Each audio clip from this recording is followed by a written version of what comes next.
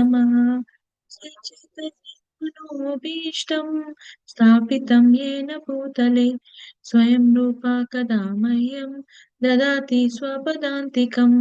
वन्देऽहं श्रीगुरू श्रीयुतापदकमलं श्रीगुरून् वैष्णवांश्च श्रीरूपं साग्रजातं सहगना रघुनाथान्वितं तं सजीवम् साद्वैतं सावधूतं परिजनासहितं कृष्णचैतन्यदेवं श्रीराधा कृष्णपदान् सहगना ललिता श्रीविशाखान्वितांश्च हे कृष्णा करुणा सिन्धु दीनबन्धु जगत्पते गोपेशा गोपिका कान्ता राधा कान्ता नमोऽस्तुते तप्त काञ्चना गौराङ्गी राधे वृन्दावनेश्वरी वृषभानुसुते देवी प्रणमामि हरिप्रिये वाञ्छाकल्पतरुभ्यश्च कृपा सिन्धुभ्यैव च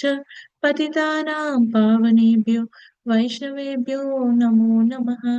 जय श्री कृष्ण चैतन्य प्रभु नित्यानन्द श्री अद्वैता गदाधर श्रीवासादि गौरभक्तवृन्द हरे कृष्णा कृष्णा कृष्णा हरे हरे हरे राम राम राम हरे हरे। ओम नमो भगवते वासुदेवाय। ओम नमो भगवते वासुदेवाय। ओम नमो भगवते वासुदेवाय। नारायणं नमस्कृत्य नरं चैव नरोत्तमं देवीं सरस्वतीं व्यासं ततो जयमुदीरयेत्।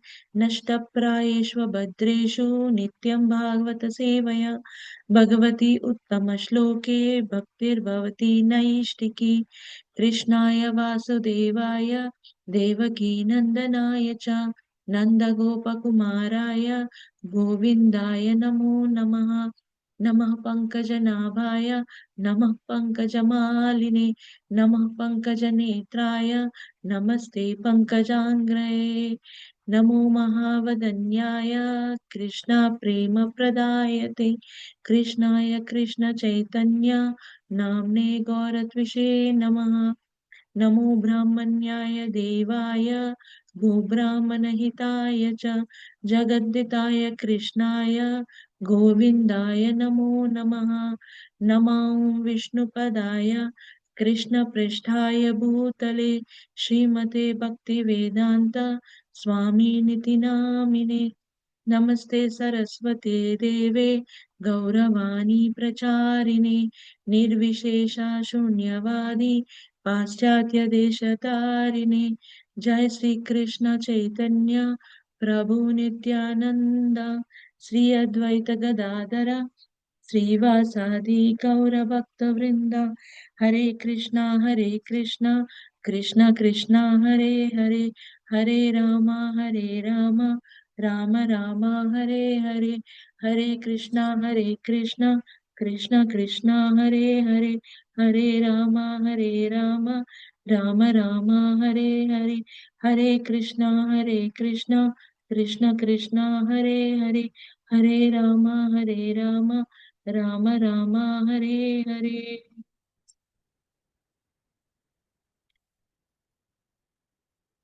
Today, we will be discussing the section of Srimad Bhagavatam which deals with the pastimes of Lord Sri Ram, Ramachandra. Right? So, we will do a kirtan for Lord Ramachandra. Ramachandra Raghuveera Ramachandra Rana Dheera Ramchandra रघुवीरा Ramchandra रणधीरा Ramchandra रघुवीरा Ramchandra रणधीरा Ramchandra रघुवीरा Ramchandra रणधीरा Shriram Sitaram राजा राम सीताराम श्रीराम सीताराम राजा राम सीताराम रामचन्द्र रघुराम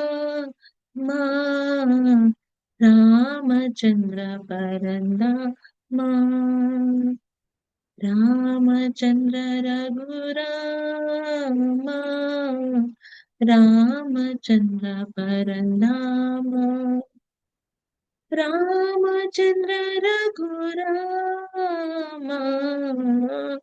रामचन्द्र परन्दाम रामचन्द्र रघुराम रामचन्द्र परन्दाम श्रीराम सीताराम राजा राम सीताराम श्रीराम सीताराम राजा राम सीताराम रामचन्द्र रघुनाथ रामचन्द्र जगन्नाथ रामचन्द्र रघुनाथ रामचन्द्र जगन्नाथ रामचन्द्र रघुनाथ रामचन्द्र जगन्नाथ रामचन्द्र रघुनाथ रामचन्द्र रघु जगन्नाथ श्रीराम सीताराम राजा राम सीताराम श्रीराम सीताराम राजा राम सीताराम रामचन्द्र मम बन्धु रामचन्द्र दया सिन्धु रामचन्द्र मम बन्धु रामचन्द्र दया सिन्धु रामचन्द्र मम बन्धु रामचन्द्र दया सिन्धु रामचन्द्र मम बन्धु रामचन्द्र दया सिन्धु रामचन्द्र मम बन्धु रामचन्द्र दया सिन्धु श्रीराम सीताराम राजा राम सीताराम श्रीराम सीताराम राजा राम सीताराम श्रीराम सीताराम राजा राम सीताराम श्रीराम सीताराम राजा Ram Sitaram.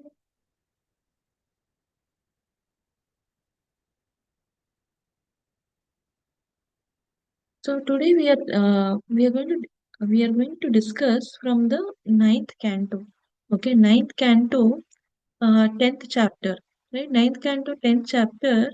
In the previous chapters, we have seen the various dynasties and the kings that appeared from right from the creation, right from after Swayambhu Manu and his descendants.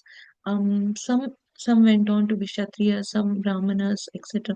So the various dynasties that came, and finally today we have come to the section where there is description about the pastimes of the Lord in his form as Lord Ramachandra. Right? So the chapter itself is titled as the pastimes of the Supreme Lord Ramachandra. So in the first verse we will be hearing about the lineage of Prabhu Ram, and after that we will see the activities of Lord Ramachandra. Right? So Lord Ramachandra is none other than the Supreme Personality of Godhead. This is very. This we can see also find a mention in the first canto of Srimad Bhagavatam, right, where it is mentioned that the Lord appeared as Lord Ramachandra. And in this section, Sukadeva Goswami is telling King Parikshit about the pastimes of Lord Ramachandra, right? So yeah, let us start with the first verse. Some of these verses are a little difficult to read, but I will attempt to read them, right?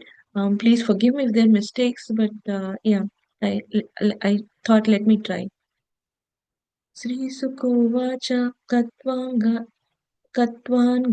Dirgabahuscha Ragustasmat Pritushava Ajastato Maharajastasmat Dasharado Abhavat. Yeah, can someone read the translation?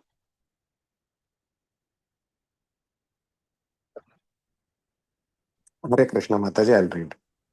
Hare Uh, Krishna Prabhuji. Thank you. Sukadev Goswami said, the son of Maharaj Khatwanga was Dirgha Bahu, and his son was the celebrated, sorry Mataji, and his son was the celebrated Maharaj Raghu. From Maharaj Raghu came Aja, and from Aja was born the great personality Maharaj Dashratha. Thank you, Prabhu. So, Sukadeva Goswami is telling to Maharaj Parikshit, right? So, he's talking about his lineage of Lord Rama. So, all of us know Lord Rama was born to Maharaj Dashrath. So, before Maharaj Dashrath, we can see the kings who came before him, right? There was Aja. Before Aja, there was Raghu, and before Raghu, there's Dirghabahu, and before him, Katwanga. So, this is a continuation of the entire lineage of the Lord, and how he had appeared in as the son of King Dasharatha. Okay, yeah. Next verse. तस्यापि भगवानीशा साक्षात् ब्रह्ममयो हरि हंसांसेन चतुर्दधात् पुत्रत्वं प्रार्थितासुरै रामलक्ष्मणभरतशत्रुघ्न इति संज्ञानया. Okay, can someone read the translation and purpose? Mataji. Hare Krishna Prabhuji. Translation and purport by Srila Prabhupada, Srila Prabhupada ki Jai. Jai. Being prayed for by the demigods, the Supreme Personality of Godhead, the Absolute Truth Himself directly appeared with His expansions and expansions of expansions. Their holy name were Rama, Lakshmana, Bharata, and Shatrughna. These celebrated incarnations thus appeared in four forms as the son of Maharaja Dashratha. Purport: Mm. Lord Ramachandra and his brothers Lakshmana, Bharata, Shatrughna are all Vishnu Tattvas, not Jiva Tattvas. The Supreme Personality of Godhead expands into many, many forms. Avai, Avaitam, Achyutam, Ayutam, Avaitam, Ayutam, Anadim, Ananta Rupam. Although they were one and the same, Vishnu Tattva has many forms and incarnations, as confirmed in the Brahma Samhita 5.39. Ramadi Ramadimurti Kala Niyamena Tistham. The Lord is situated in many forms, such as Rama, Lakshmana, Bharata, and Shatrughna, and these forms may exist in any part of His creation. All these forms exist permanently, eternally, and as individual personality of Godhead, and they resemble many candles are equally powerful. Lord Ramachandra, Lakshmana, Bharata, and Shatrughna, who being Vishnu Tattva, are all equally powerful because the sons of Maharaja Dhritarashtra, the Dasarada, in response to prayers by the demigods. Hare Krishna. Mhm. So after King Dasharatha came, the demigods were praying for the appearance of the Lord. And the Lord appears in this glorious lineage, and he appears as the son of Dasharatha, not as Lord, just as Lord Rama. He also appeared as his expansions, Lakshmana, Bharata, and Shatrughna. So he appeared in his expansions as Lakshmana, Bharata, and Shatrughna, not only as just as Lord Rama, right? So this is an understanding that how the four sons of King Dasharatha were so glorious. They are none other than the supreme personality of the Lord, and they are not ordinary jivas. They are not ordinary jivas, but they are Vishnu Tattva, or they are expansions of the Supreme Lord Himself, right? So there this Srimad Bhagavatam is actually very clearly explaining here that Lord Rama, Lakshmana, Bharata, and Shatrughna are Vishnu Tattvas. Srila Prabhupada is emphasizing here they are all Vishnu Tattvas, and uh, they are not they are not normal living beings, or not normal Jiva Tattvas. So this understanding is very very important for us, um, as practicing devotees, when we hear sometimes that Ramayana itself or the pastimes of Lord Rama are treated as a form of history or mythology, right? Wherein Lord Rama himself is actually uh, portrayed as a human being with lot of glorious qualities. This understanding itself, the kind of understanding that is being there that is there in the society, in some community, some understanding, that is absolutely wrong, because here we can Srimad Bhagavatam in the first canto says that the Lord appears as Lord Rama to actually annihilate Ravana, right? And this uh, and also here Srimad Bhagavatam in this verse is saying clearly that the the Lord himself appeared, and Lord Rama, Lakshmana, Shatrughna are Vishnu Tattva, right? And to understand this further, Srila Prabhupada is quoting two phrases from Brahma Samhita, right? Advaitam, Achyutam, Anadim, Anantarupam, Ramadi Mutishu, Kala Nimen Tishtan. So the Lord has countless forms. So it is the Lord can appear in many forms, and those forms we have to understand is they exist simultaneously, right? So if the eternal pastimes of Lord Krishna are happening in Goloka and in Vrindavan, the eternal pastimes of Lord Rama also are happening in Ayodhya Dham, Ayodhya Loka, which is there, which is also another transcendental Loka that is there. So the Lord is existing simultaneously, and so are these expansions of the Lord. So they are Srila Prabhupada gives a wonderful analogy here that it's like candles. So how the candles are, uh, they are they are they are glowing, and they have such they look so wonderful. They're glowing, and they have all that glow and light that they give, and they are equally very powerful and very wonderful actually. So like the candles, these expansions of the Lord are equally powerful and glorious, right? So and this appearance of the Lord is due to the prayers of the demigods. So the demigods had prayed that the Lord appears, and the Lord appears as the son of Maharaj Dashratha. Right? Yeah, we'll move to the next verse, text 3. तस्यानुचरितं राजन् ऋषिभिस्तत्त्वदर्शिभिः श्रुतं हि वर्णितं भूरि त्वया सीतापतेर्मुहुः. Can somebody read the translation in purport? Hare Krishna Mataji. Hare Krishna Mataji. Dandavat Pranam. Can I read Mataji? Please Mataji, thank you so much. Translation and purport by His Divine Grace A.C. Bhaktivedanta Swami Srila Prabhupada Ki Jai. Ho King Parikshit, the transcendental activities of Lord Ramachandra have been described by great saintly persons who have seen the truth. Because you have heard again and again about Ramachandra, Lord Ramachandra, the husband of Mother Sita, I shall describe these activities only in brief. Please listen. Purport. Modern Rakshasas posing as educationally advanced merely because they have doctorates have tried to prove that Lord Ramachandra is not the Supreme Personality of Godhead but an ordinary person.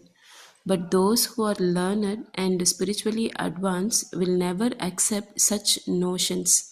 They will accept the descriptions of Lord Ramachandra and his activities only as presented by Tattvadarshis, those who know the absolute truth. In Bhagavad Gita 4.34, the Supreme Personality of Godhead advises तत्विद्धि प्रणिपातेन परिप्रश्नेन सेवया उपदेक्ष्यांति ते ज्ञानं ज्ञानिनस्तत्त्वदर्शिनः.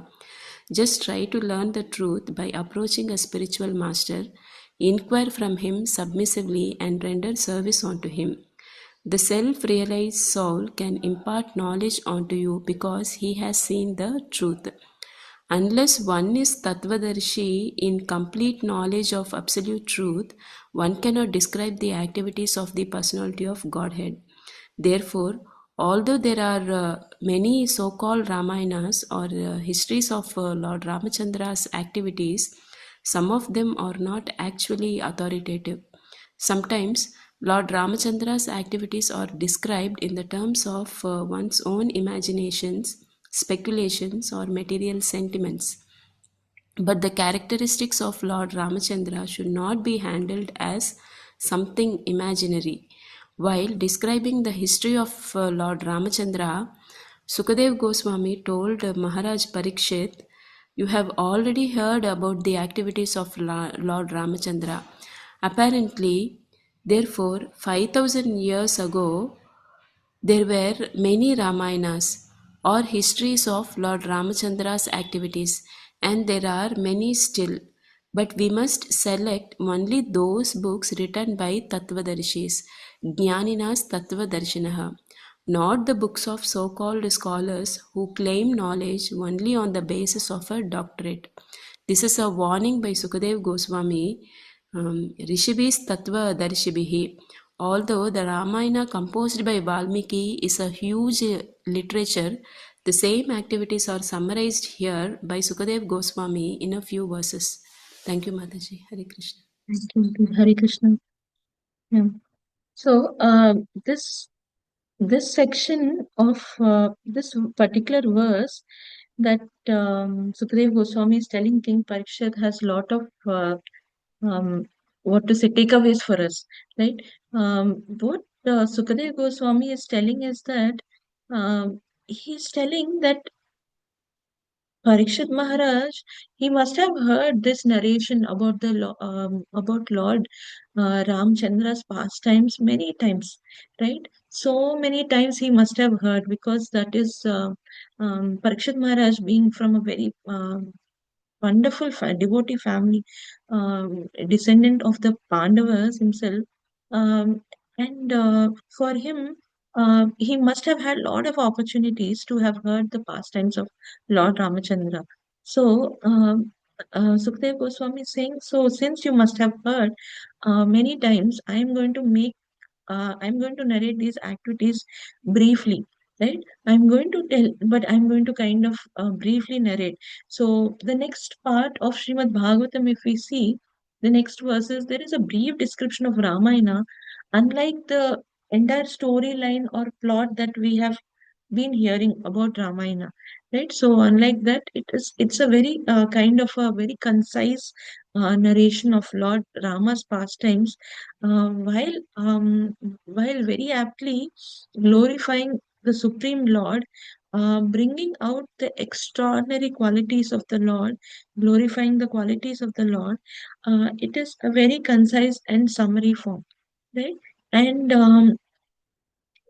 Srila Prabhupada takes this in the purport. Srila Prabhupada actually clearly spells out, he clearly says that uh, in modern day we have so many narrations of Ramayana or so many books on Ramayana, but they are not a proper or authorized version, right? Ramayana or scriptural knowledge sometimes is written more to by some authors more to demonstrate their scholarliness, right? So to demonstrate how well they have understood the Sanskrit verses, how they're able to translate it, and how they are able to explain it, but those explanations are not in accordance with the disciplic succession. Those explanations are coming from their mental speculation. So they're just imagining things, and they kind of present explanations according to that. So, what happens when these explanations are there? They are not actually in accordance with the scriptures themselves, because it is kind of a modification, wherein the modification in itself is not reflecting what the original it has to say, right? So sometimes and so what happens is that sometimes people say that how does it even matter, right? So we say Shravanam Kirtanam Vishnu Smaranam. So here or there we are just hearing about the Lord, right? So he's telling, or he's telling, or she's telling, or they are telling. Whoever is telling, they are telling about Krishna. So I have to constantly hear about Krishna. I have to think about Krishna. So I have to hear, think about the Lord. So how does it matter where I am hearing from? It does definitely matter where we are hearing from, because we should hear from people who have knowledge of the absolute truth, right? So if they don't have the right kind of knowledge, then how will they tell us the right things? Suppose we hear, sometimes we hear a lot of gossips going around, right? So rumors, gossips. Why does that happen? Because there is people who are speaking that they don't have knowledge of the truth, right? So it becomes very speculative, imaginative.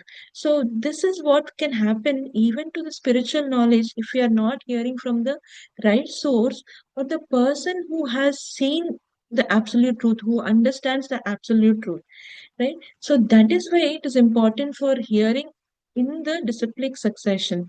What happens when I kind of hear from someone who is not in disciplic succession, who has not realized the absolute truth, right? So when we are hearing from someone, when I am speaking, you are hearing a sound, right? You are hearing a sound. This sound actually has the consciousness with which I am in, right? This consciousness actually and is in the sound, and that sound has an effect on the hearer. It can transform the hearer, right? That is why spiritual knowledge, it is actually transcendental sound, and that sound has tremendous effect on us. We might not realize it as much, but the effect is so profound that it can transform us. See, for example, there there are two there is, say for example, one particular thing that you have heard from fellow Vaishnava, right? Your peer, some Mataji, some Prabhuji is telling some particular thing, right?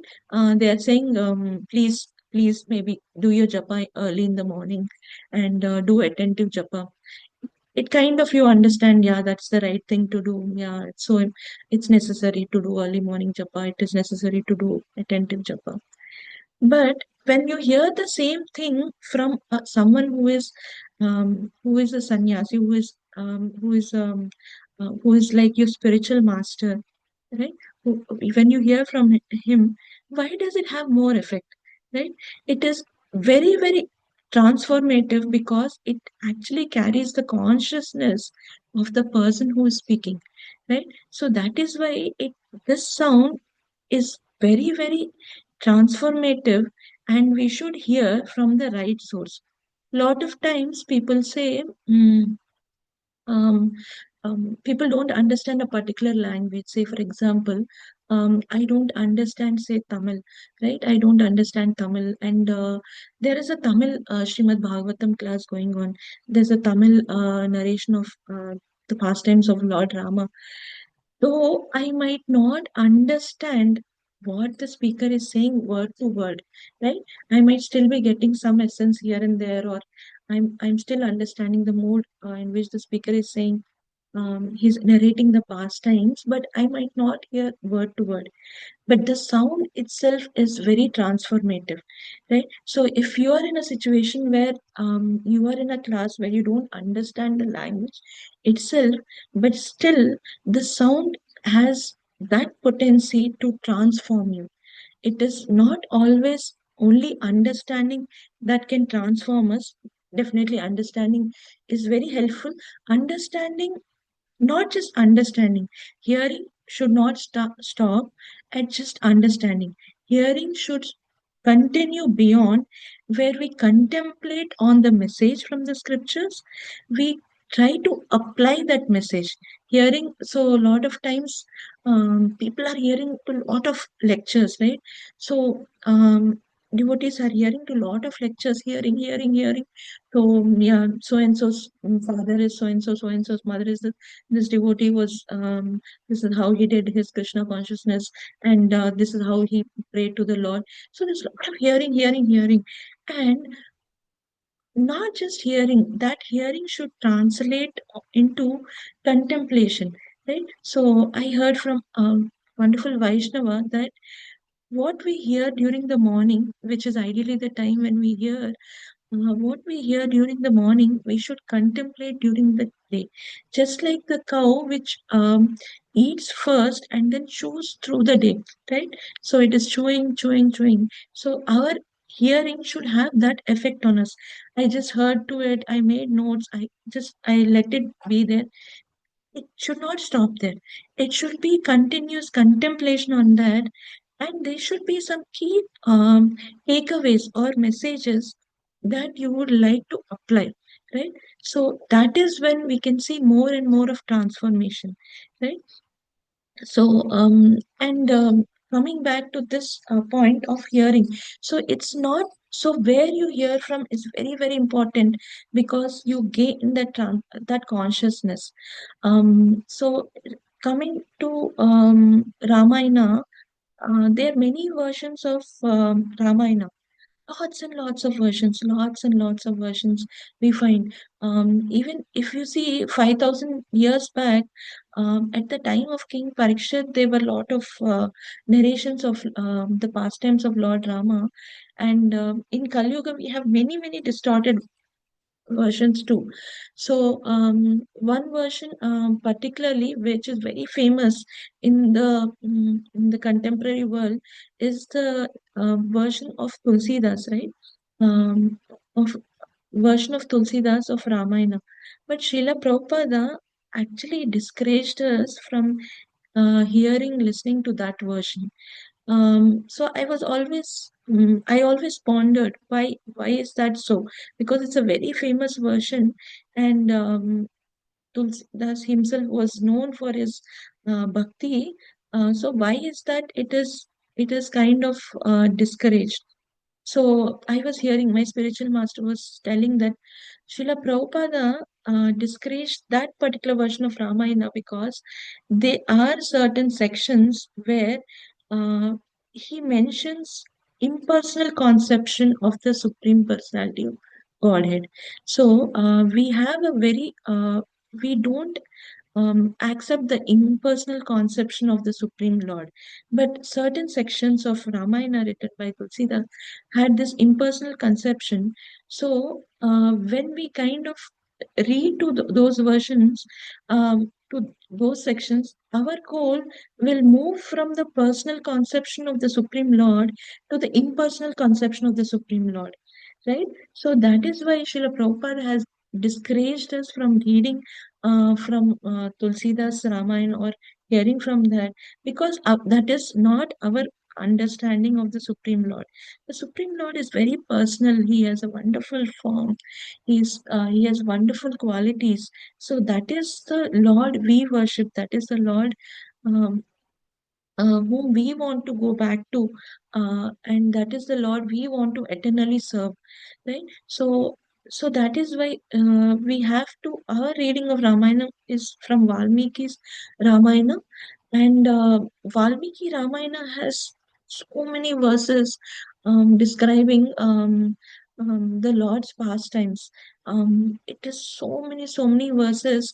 Um, I read somewhere that just the time from the time the Lord decides to go to the forest to keep up his father's promise, to the time the Lord leaves Ayodhya, there is so much of lamentation from the Ayodhya Vasis were lamenting, the entire palace was lamenting, his mother, his father, the other residents of the palace. Everyone were lamenting so much that it had lots of verses just about, if I remember right, around 40,000 verses just to describe that period. So it is like a very lot of verses that are there to describe the pastimes of Ramayana. But this section of Srimad Bhagavatam has not as many verses, but it has very few verses to give a concise view. So, and Srila Prabhupada here also quotes the verse from Bhagavad Gita 4.34 as to how one should learn spiritual knowledge. How does one learn spiritual knowledge? By inquiring submissively, right? There are two things, and we have to understand here. One has to be very submissive. Um, and one has to serve, we have to approach the spiritual master, we have to approach the bona fide representative of the spiritual master, and we have to inquire submissively and render service. So both these things are very important.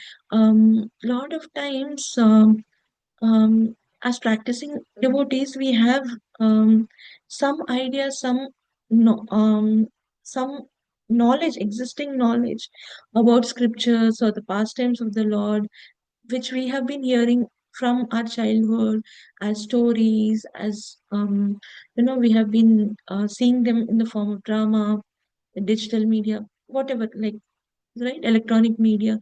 So we have had these kind of um, inputs, or we have some ideas around these, but those ideas, since if they are not coming from the right source, might not be right in themselves. So when we are approaching the spiritual master or the representative of spiritual master, we should be willing to accept what is coming in the reciproc succession, being submissively, inquiring submissively, being submissive, instead of, like, questioning, counteracting with whatever we have heard or we seem to know. So instead of taking that approach, if we kind of focus more on, with a very like, with a mind to, or with an intent to understand it, right, to understand and receive the knowledge properly. With that intent, we have to be very submissive and also serve, right? So service is very important.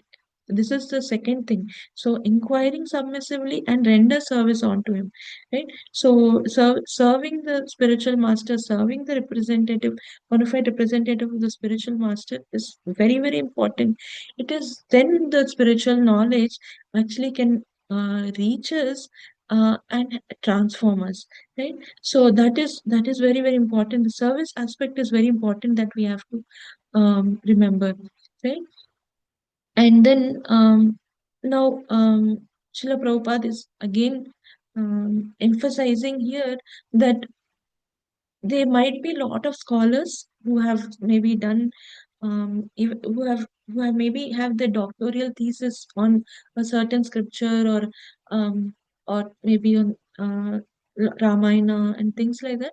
They might have done their doctoral thesis or a lot of scholarly research, uh, understanding of the Sanskrit, understanding, giving various interpretations. All that might be there, but they are not the right source. They are not the right source because they are not the people who have understood really the absolute truth or the Lord in his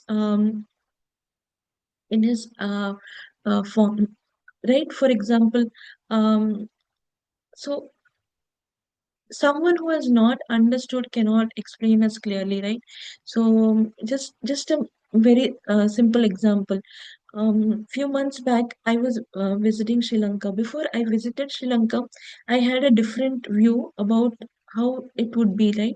How people would be, how things would be, right? And that is the view I carried all along, right? So that is the view I carried all along, and also sometimes what the media shows, what we see in press, I had those conceptions, I had those views, and I went there. And I also had, as a child, I heard about Buddhism. They teach in schools what is Buddhism, right? Buddhism in itself came in for to practice non-violence and stop animal killing. So I had these conceptions, and I went there. But when I went there and I realized that it is something very different from what I had imagined about the people in general there, um, and also about Buddhism. And also, I had an opportunity to hear from His Holiness Bhakti Vigna Vinashaka Natsim Bhagwan Natsim Maharaj that Buddhism, the some sects of Buddhism do not really practice non-violence. Actually, uh, they they they take meat, they consume meat. So it is not necessary that if someone is a Buddhist that they're definitely practicing non-violence. So that is another misconception. So there has to be someone who has seen, who has understood the absolute truth to be able to give that knowledge to us. Otherwise, we will actually get a wrong understanding of the whole knowledge that is being presented, right? So, and it is presented incorrectly, right? And Srila Prabhupada says very very firmly that this is a warning by Sukadev Goswami. Sukadev Goswami is warning us that we should be very careful as to where we are hearing and what we are reading, right? So it has to be in the disciplic succession. It has to be by someone who is Tattva Darshina, who has understood the absolute truth, who has seen, who has understood the absolute truth. Otherwise, it can be very misleading, and it will actually get us into the uh, wrong understanding, right? So that is something Srila Prabhupada is very firmly emphasizing in this verse. Yeah. Okay, we'll move on to the next verse. Guruvate tyakta rajyo vyacharat anuvanam padma padvyam priyaya pani sparshaksha abhyam Vrijatapatayujoyo Harindranujaभ्यां Vairupyachurupanakya Priya Viraha Aropita Bru Vijramba Trashtadbir Bhadrasetu Taladava Tahana Kausalendra Avatan Na. Okay. So this verse itself is like a good summary or a concise representation of all that happened in Ramayana to a great extent. If we read this, yeah. Can someone please read the translation? Hare Krishna Mataji, I'll read Mataji. Hare Krishna Mataji, Translation thank you. Srila Prabhupada Prabhupada Ki Jai. Jai. Translation. To keep the promise of his father intact, Lord Ramachandra immediately gave up the position of king and, accompanied by his wife Mother Sita, wandered from one forest to another on his lotus feet, which were so delicate that they were unable to bear even the touch of Sita's palms. The Lord was also accompanied by Hanuman or by another monkey Sugriva, king of monkeys, and his own younger brother Lord Lakshmana, both of whom gave him relief from the fatigue of wandering in the forest, having cut off the nose and ears of Surpanakha, thus disfiguring her. The Lord was separated from Mother Sita. He therefore became angry, moving his eyebrows and thus frightening the ocean, who then allowed the Lord to construct a bridge to cross the ocean. Subsequently, the Lord entered the kingdom of Ravana to kill him, like a fire devouring the forest. May that Supreme Lord Ramachandra give us all protection. Hari Bol. Hare Krishna. Yeah, so this is a concise account of what happened and how Lord Ramachandra actually kind from the time he left um, his position as a king to actually to the time he reached Lanka by the series of steps, right from him leaving to the forest and then being with Mother Sita and then how he had cut off the ears and nose of Shupnaka and how she plays a key role in actually Ravana kidnapping Mother Sita, and then how he builds a bridge over the ocean. Though he need not actually build the bridge also, he's the Supreme Lord himself, so it doesn't require for him to build the bridge. And but then he still builds the bridge. And how he enters and kingdom of Ravana, he enters Lanka, and he kills Ravana, and so this is these are the glorious pastimes of Lord Ramachandra, and may that Lord Ramachandra actually give us protection. In many accounts, many narration of Ramayana, we have like we we hear from in the Valmiki Ramayana, Lord Rama actually is very merciful. Is Maryada Purushottam. If we hear and read the Valmiki Ramayana, there is one section on Vibhishna Sharnagati, and in Vibhishna Sharnagati, in that section, Vibhishna actually tries multiple times to tell Ravana that what he is doing is totally wrong by actually take kidnapping someone's wife and keeping her and not letting her go. And so Vibhishna kind of tells many times that please give Mother Sita back to Lord Rama and um, seek shelter from Lord Rama. But Ravana does not heed his words, right? So when he does not heed his words, what happens is Vibhishna goes to Lord Rama for shelter. And when Vibhishna comes to Lord Rama to seek shelter, um, Lord Rama is looking at his associates. He's looking at Sugriva, Jamvan, Hanuman, Lakshmana, right? All of them, they kind of, some say in favor of Vibhishana, some say against Vibhishana. They say he might be the spy of the enemy.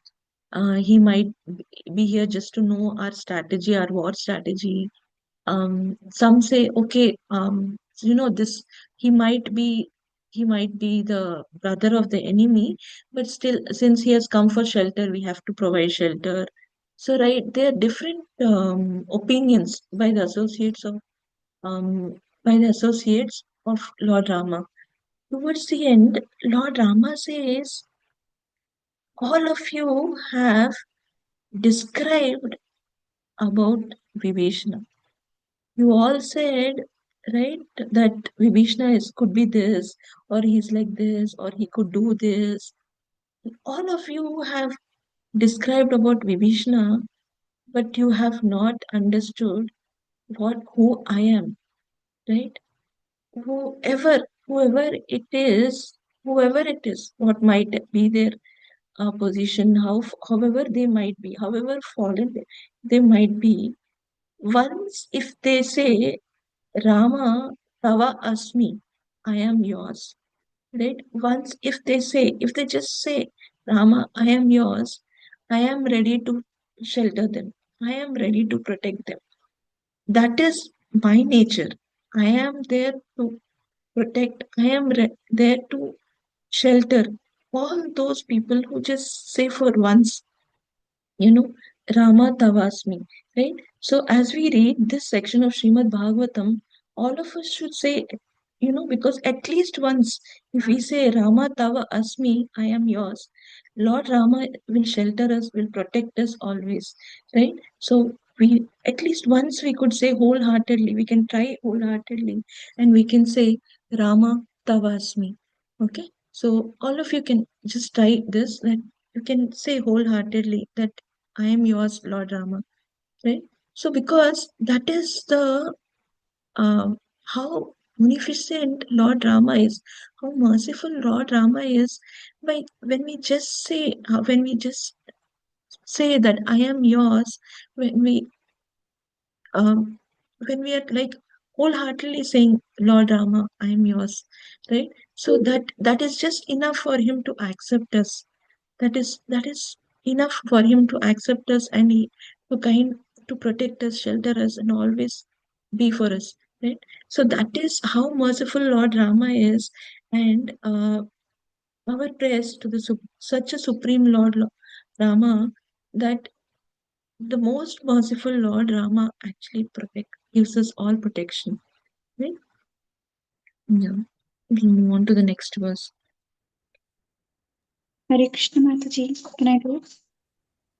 Sure, Mataji, yeah, please. Thank you so much. I'm struggling to read, yeah. You want to do this verse or should I do it? Please read, Mataji. Yeah. I'm struggling to read. Yeah. Yeah. विश्वामित्राध्वरेयेण मारीचाद्य निशाचरा पश्यतो लक्ष्मणस्यैव हता नैर्तपुङ्गवा. Translations and purport by Srila Prabhupada ki jai. Okay. Translation: in the arena of the sacrifice performed by Vishwamitra, Lord Ramachandra, the king of Ayodhya, killed many demons, Rakshasas, and uncivilized men who wandered at night in the mode of darkness. May Lord Ramachandra, who killed these demons in the presence of Lakshmana, be kind enough to give us protection. Hare Krishna. Hare Krishna. Can I do So that that? is Once you explain, can I do the next one also? sure, Mataji. Thank you so much. So it is actually this verse is mentioning how powerful Lord Rama is, right?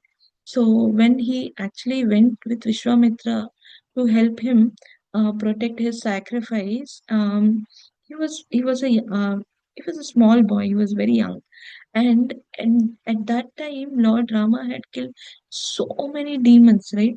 And so many demons, and very um very like dangerous kind of dangerous kind of rakshasas were killed by Lord Rama.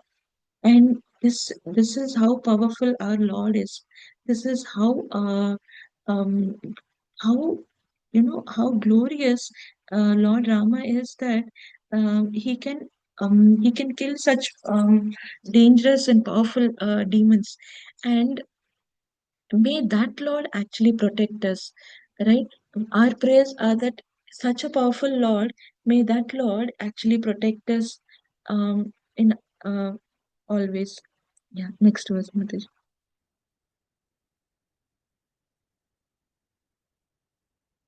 Yes, sorry. Yeah. यो लोकवीरसमितौ धनुरैषमुग्रम् सीता स्वयंवरगृहे त्रिशतोपनीतम् आदाय बालकजलीलैवेक्षुयष्टिम् सज्जीकृतं नृपविकृष्य बभञ्जमध्ये जित्वानुरूपगुणशीलवयोऽङ्गरूपम् सीताभिधां श्रियमुरस्यभिलब्धमानां मार्गे व्रजन् भृगुपतेर्व्यनयत् प्ररूढम् दर्पं महीम् अकृतयस्त्रिरराजबीजम्. Translation and puppet by Srila Prabhupada ki jai. Jai. Translation. O King, the pastimes of Lord Ramachandra were wonderful, like those of baby elephant.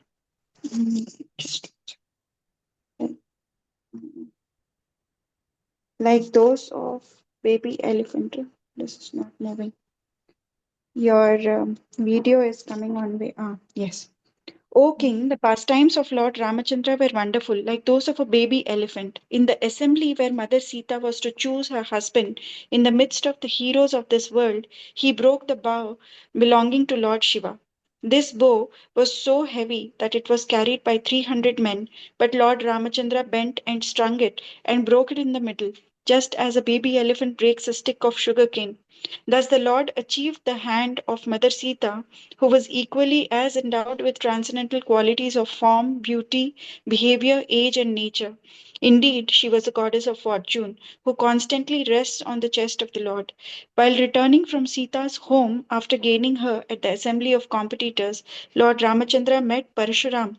Although Parshuram was very proud, having rid the earth of the royal order 21 times, he was defeated by the Lord, who appeared to be a Kshatriya of the royal order. Hare Krishna. Right. So, the next narration is about the time when the Lord actually married Mother Sita in the Swayamvara, right? So, there was this huge bow of Lord Shiva, and that bow was actually so heavy that 300 people were actually carrying that bow. And the Lord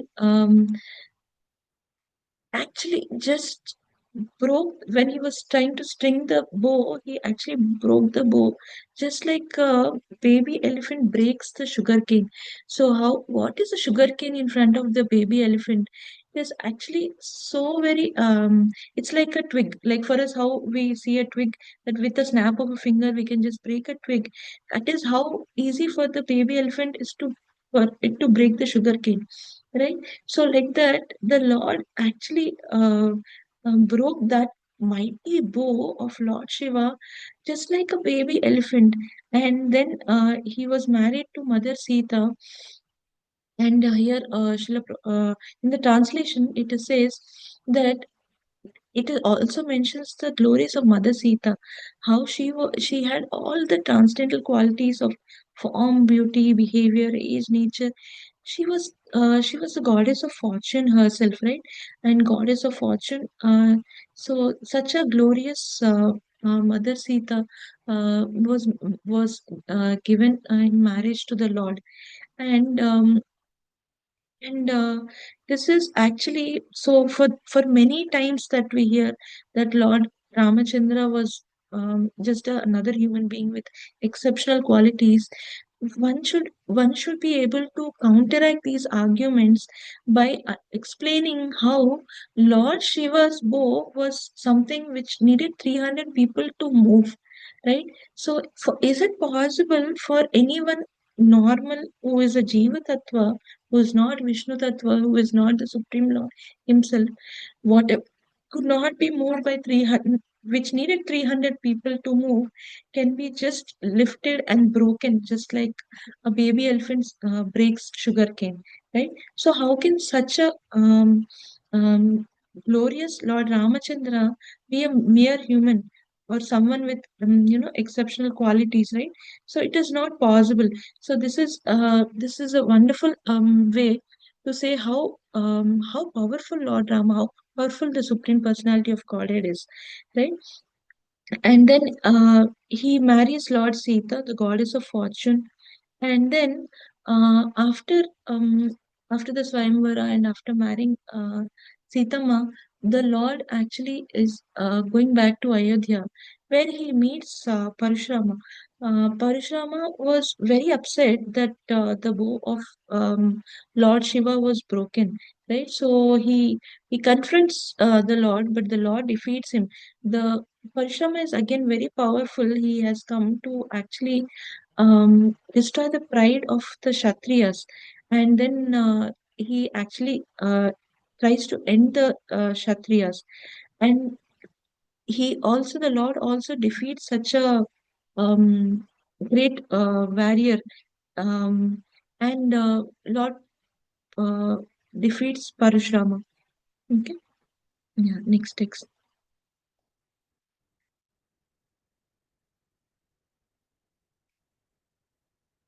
Deepa Mataji, do you want to read the verse? Hare Krishna Mataji, can I read? Yeah, please, Mataji. Yeah. Yes, If Mataji. someone wants to read the verse also, it's good. Yeah. Yes, I read the verse, Mataji. I try to read. Thank you. Yes, Satyapasha यस्सत्यपाशापरिवित्तपितुर्निदेशं स्त्रेणस्य चापि शिरसा जाग्रे सभार्यः राज्यं श्रियं प्रणयिना सुहृदो निवासं त्यक्त्वा ययौवनम् असुनिव मुक्तसङ्गः. Translation: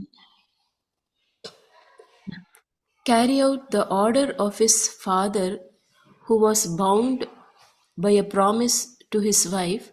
Lord Ramachandra left behind his kingdom, opulence, friends, well-wishers, residents, and everything else, just as a liberated soul gives up his life and went to the forest with Sita.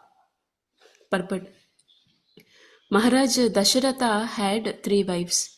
One of them, Kaikeyi, served him very pleasingly, and he therefore wanted to give her a benediction. Kaikeyi, however, said that she would ask for the benediction when it was necessary. At the time of the coronation of Prince Ramachandra, Kaikeyi requested her husband to enthrone her son Bharata and send Ramachandra to the forest. Maharaj Dasharatha, being bound by his promise, ordered Ramachandra to go to the forest according to the dictation of his beloved. And the Lord, as an obedient son, accepted the order immediately. He left everything without hesitation, just as a liberated soul or great yogis gives up his life without material attraction. Thank you, Mataji. Hare Krishna. Thank you, Mataji. Hare Krishna.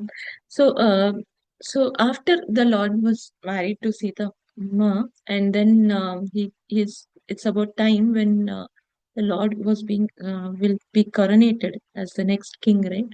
So that is the time Queen Kaikeyi asked for the boon that King Dasharatha had promised once.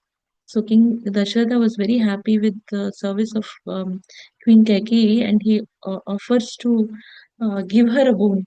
And that boon, she actually takes this as an opportunity to ask for that boon, and she requests her son, Prince Bharata, to be crowned as the next king, and she requests Lord Ramachandra to be sent into the forest.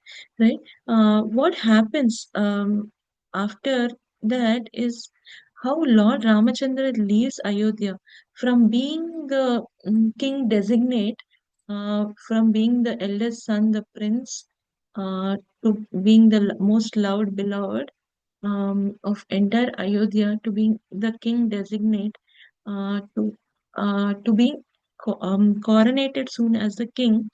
He actually, um, on the order of his father and Queen Kaikeyi, he just leaves everything behind. He leaves everything behind to go to the forest. Uh, Sukadeva Goswami is giving an analogy. It is like a liberated soul, right? What happens for a liberated soul, the liberated soul gives up all kinds of attachment, right? All kinds of attachment, all kinds of opulence, all kinds of anything, that one has in possession. The liberated soul gives up on all of it. Just like that, Lord Rama gives up on everything without any kind of hesitation, without any kind of um, thought stopping him from doing that. He just gives up on everything, and he goes to the forest. And that is the quality of it is very similar to the quality of liberated soul, who gives up everything which is to do with the material world, without being attached to any kind of material attractions, right? So that is how the Lord left. Okay. Yeah.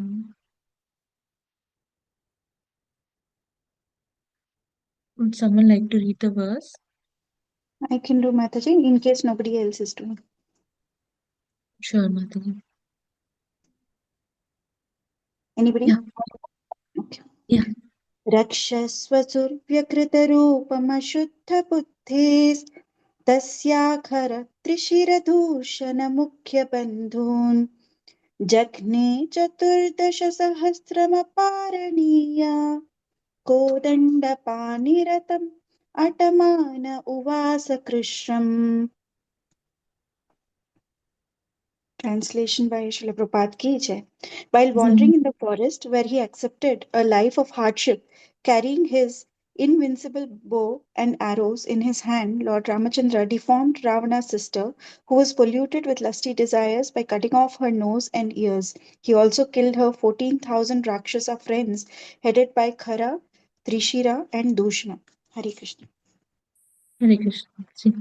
So, after the Lord left for the forest, this verse is an account of what happened, right? So, in the forest, and the Lord was in the earlier verse also, Sukadeva Goswami was telling the Lord was wandering in the forest, and his feet are so delicate that even when Sita Ma used to kind of hold them, touch them with her palms, they used to be like,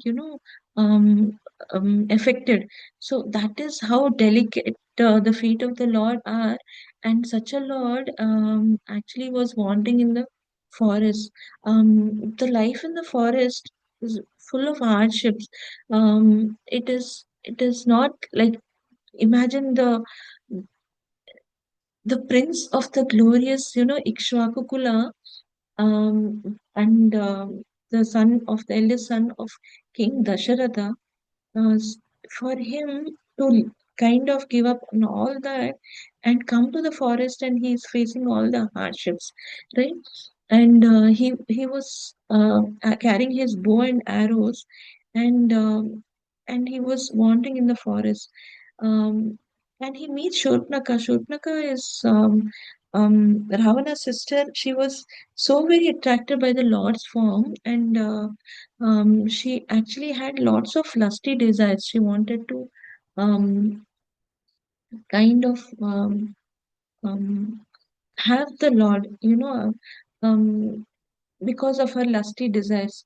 And then the Lord actually cuts off her ears and nose. And what we have to understand is that lot of times when people worship, right, worship the Lord, uh, sometimes we should worship the Lord and his concert, right? We should worship the Lord in concert. Just wanting the Lord is very much similar to the behavior of Shurpanaka. She was drawn to the Lord for with her lusty desires, and she just wanted just the Lord. And sometimes people just worship Mahalakshmi. Mahalakshmi, because um, she's the bestower of wealth and opulence. People just worship Mahalakshmi. That is again the it is like behavior of Ravana. right? How Ravana was only interested in Mother Sita. He wanted to have Mother Sita. We wanted to um, just have Mother Sita without the Lord, right? Without Lord Rama. So this the worship that is there, we should not think of having only the Lord or having only the concept of the Lord. We should always look at worshipping them together, right? Mm, that is something which is the right way of worship, to worship the Lord with His concert, right? And the towards the end of this verse, if we see here, Sukadev Goswami is saying very clearly that he also killed her 14,000 Rakshasa friends headed by Khara, Trishira, and Dushana. There lot of times, so when we were saying that different narrations of Ramayana are there, but not never these narrations will actually speak of this account of the Lord killing 14,000 Rakshasa friends. The Lord is wandering in the forest without an army, without lot of war, equipment and all that. And in spite of that, the Lord just killed 14,000 Rakshasas. Rakshasas, um, they have quite some amount of power. They also are known for their deceptive ways of fighting, and the Lord just killed 14,000 of them, right? Such powerful Rakshasas the Lord killed.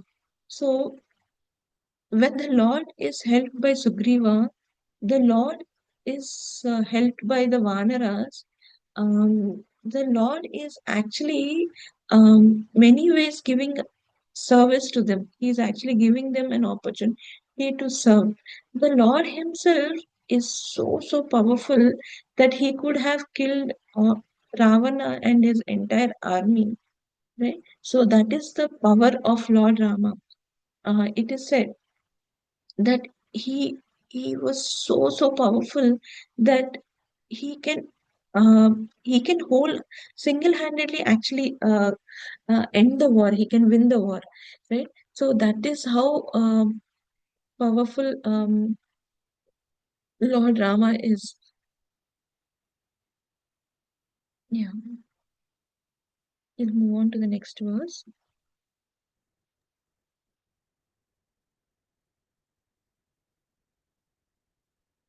Yeah, someone wants to read the verse.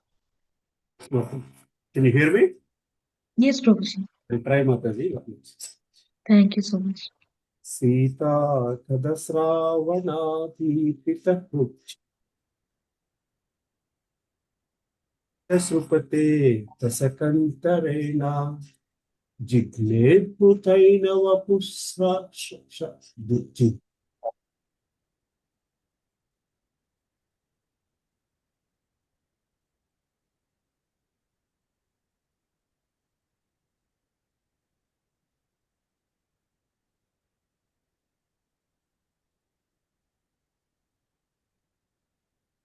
Hare Krishna, Prabhuji. Can you move it little? Are you able to hear, Mataji, or was it too low? No, actually, we couldn't hear it for a bit, but yeah, now I'm able to hear you clearly, Prabhuji. Yeah. I'll read just in the translation.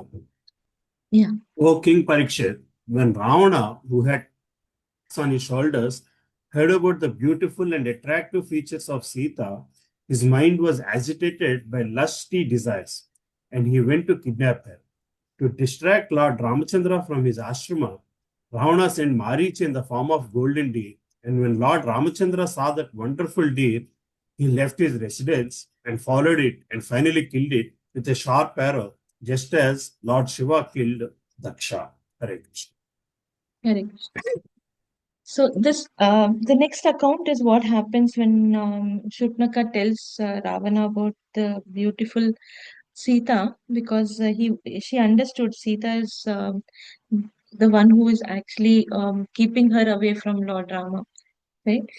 So and Ravana hears wonderful things about Mother Sita, her beauty and how attractive she has, how attractive features she has, and this actually leads to lusty desires in Ravana, and then he actually sets up a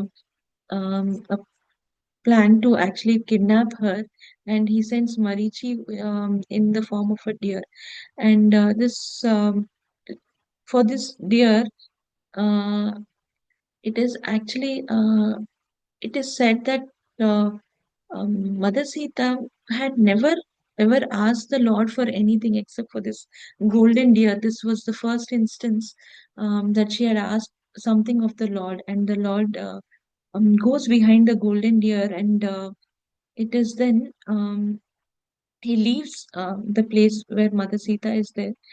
He leaves his residence, the hut where he was staying, and then he follows this deer.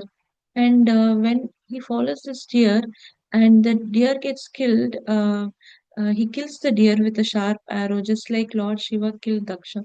So this is Daksha was killed. His head was separated from his body, right? Lord Shiva kills Daksha by separating his head from the body, and similarly, the deer was actually killed by Lord Rama, right? And that is not actually the deer also, it is the demon in the form of deer, as the demons are very they have these abilities to have take different forms, and they can actually vanish, they can go invisible.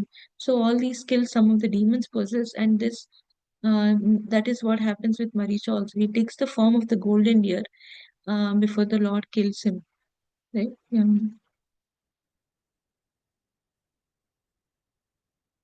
Yeah. Next verse.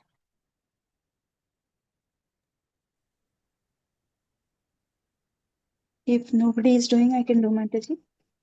Sure, Mataji. Hare Krishna. Hare Krishna, anybody doing? Okay. Yes, yes. Yes, Mataji. Yes, please do, Mataji. Carry on. Okay. रक्षोधमेन वृकवत् विपिने समक्षम् वैदेहराजदुहितर्यपयापि पतायाम् भ्रात्रा वने कृपणवत् प्रियया वियुक्त स्त्रीसङ्गिनां गतिमिति प्रथयंश्चचार. Translation and purport by Srila Prabhupada ki jai. When Ramachandra entered the forest and Lakshmana was also absent. Second. Yeah. When Ramachandra entered the forest and Lakshmana was also absent, the worst of the Rakshasas, Ravana, kidnapped Sita Devi, the daughter of the king of Videha.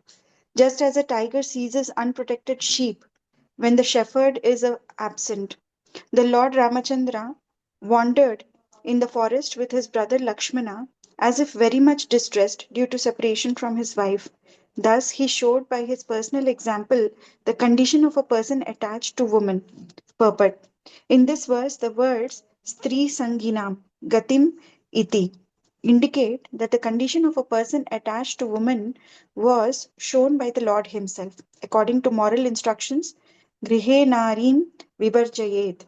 When one goes on a tour, one should not bring his wife. Formerly, men used to travel without conveyances, but still, as far as possible, when one leaves home, one should not take his wife with him, especially if one is in such a condition as Lord Ramachandra when banished by the order of his father. Whether in the forest or at home, if one is attached to woman, this attachment is always troublesome, as shown by the Supreme Personality of Godhead by his personal example. Of course, this is the material side of Stri Sangi, but the situation of Lord Ramachandra is spiritual, for he does not belong to the material world. Narayana Paro Avyaktat. Narayana is beyond the material creation because he is the creator of the material world. He is not subject to the condition of the material world. The separation of Lord Ramachandra from Sita is spiritually understood as Vipralambha. which is an activity of the Hladini potency of the Supreme Personality of Godhead belonging to Shringara Rasa, the mellow of conjugal love in the spiritual world. In the spiritual world, the Supreme Personality of Godhead has all the dealings of love, displaying the symptoms called Sattvika, Sanchari, Vilapa, Murcha, and Unmada. Thus, when Lord Ramachandra was separated from Sita, all these spiritual symptoms were manifested. The Lord is neither impersonal nor impotent. Rather, he is Satchit Ananda Vigraha, the eternal form of knowledge and bliss. Thus, he has all the symptoms of spiritual bliss. Feeling separation from one's beloved is also an item of spiritual bliss.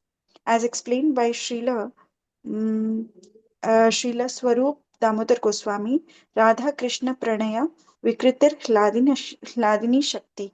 The dealings of love between Radha and Krishna are displayed as the pleasure potency of the Lord. The Lord is the original source of all pleasure, the reservoir of all pleasure. Lord Ramachandra therefore manifested the truth, but spiritually and materially. Materially, those who are attached to women suffer, but spiritually, when there are feelings of separation between the Lord and his pleasure potency, the spiritual bliss of the Lord increases. This is further explained in Bhagavad Gita 9.11. अवजानन्ति मां मूढा मानुषीं तनुमाश्रितं परं भावमजानन्तो मम भूतमहेश्वरम्. One who does not know the spiritual potency of the Supreme Personality of Godhead thinks of the Lord as an ordinary human being, but the Lord's mind, intelligence, and senses can never be affected by material conditions. This fact is further explained in the Skanda Purana as quoted by Madhvacharya.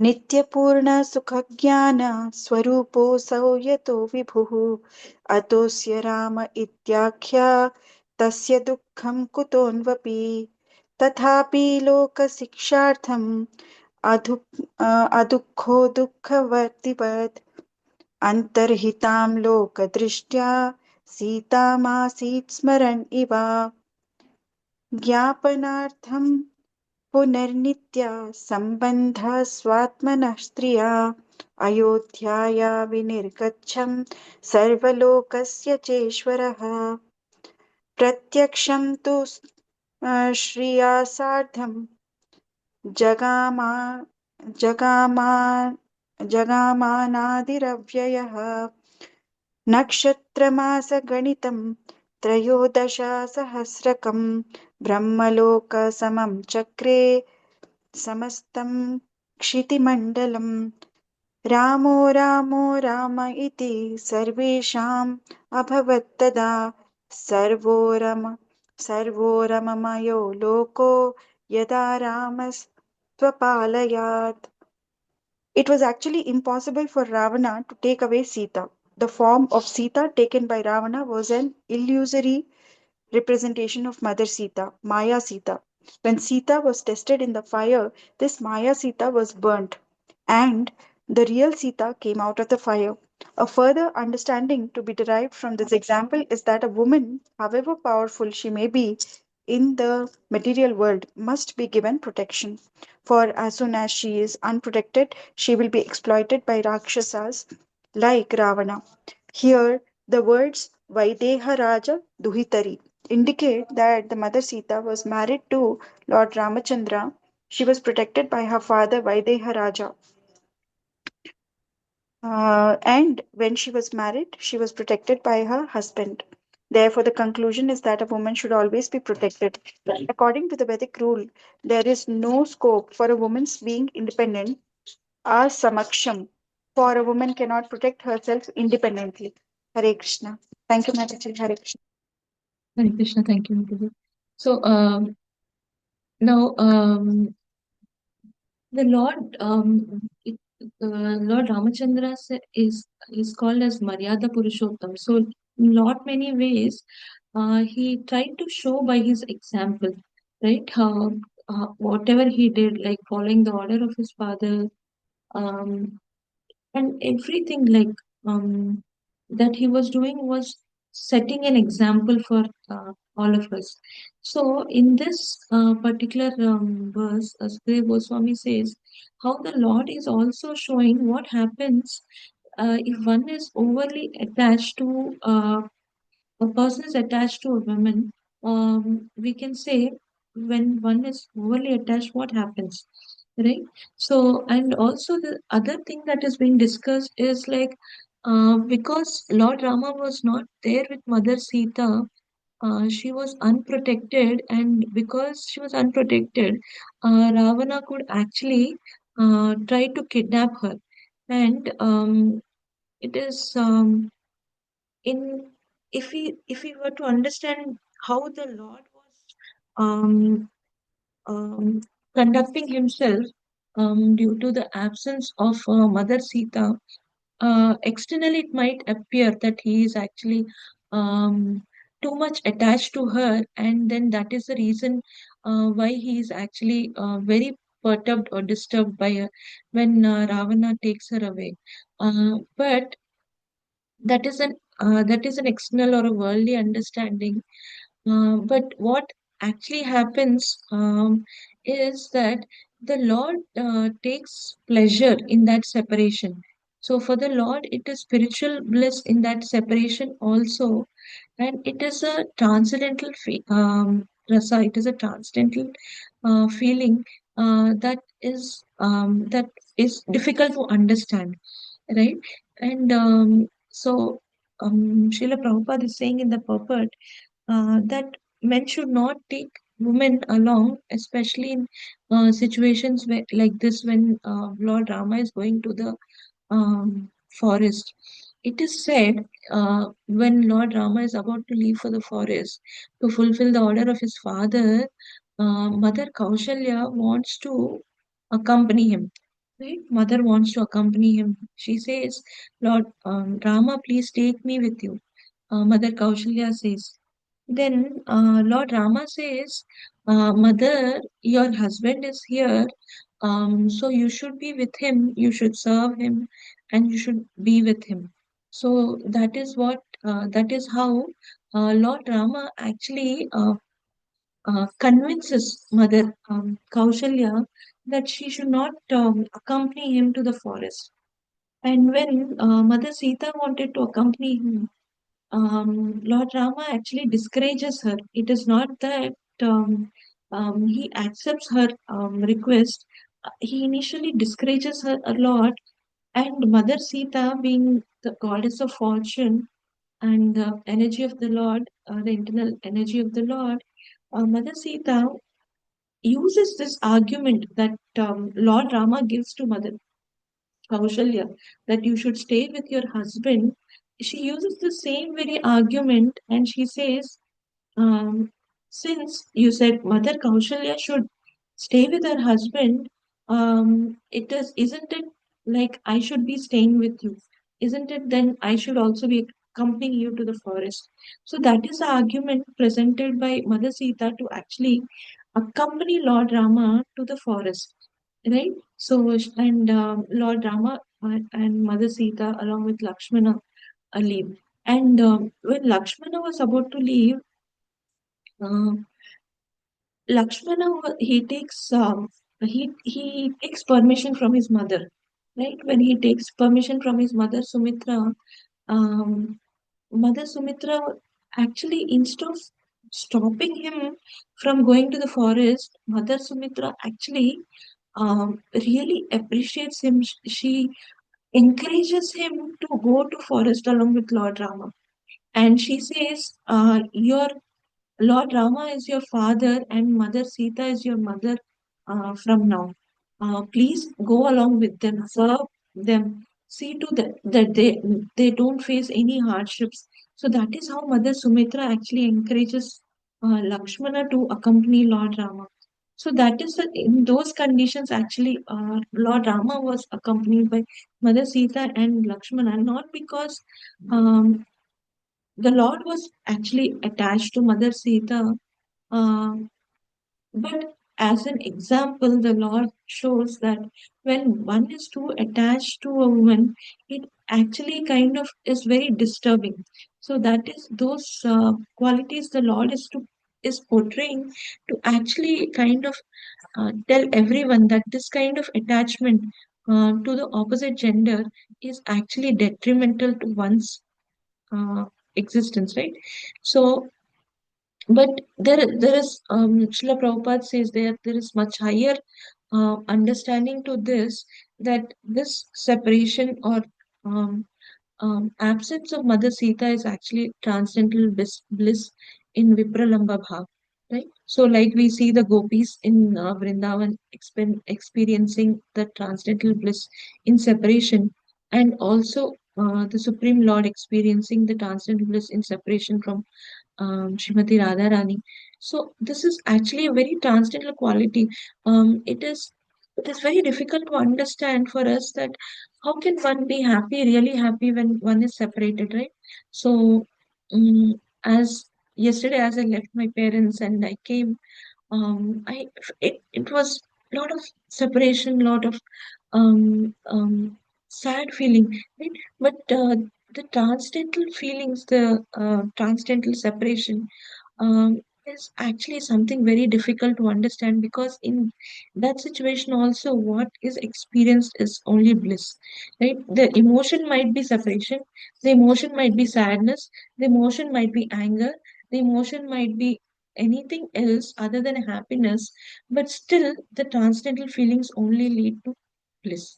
Okay, so that is what it is, though we might not understand, but this is what the acharyas say, right? All the transcendental feelings are, they lead to spiritual bliss, right? And then and in Bhagavad Gita also the Lord says that people don't understand, they don't understand me properly, right? And that is, it is, um, such people are of very low consciousness, they are mudas, they don't understand the pastimes of the Lord, and don't understand exactly activities of the Lord. Why the Lord is actually behaving like he's so much affected by the separation from Mother Sita. Why is he showing like a normal being, though he is the Supreme Lord himself? So these are difficult to understand for people in lower consciousness. This is where we should take help from the acharyas, from the shastras, hearing from in the reciprocal succession, to actually understand these transcendental pastimes of the Lord. And then Srila Prabhupada also quotes the verses from the Skanda Purana on these pastimes of the Lord. And it is said that Mother Sita was not kidnapped by Ravana.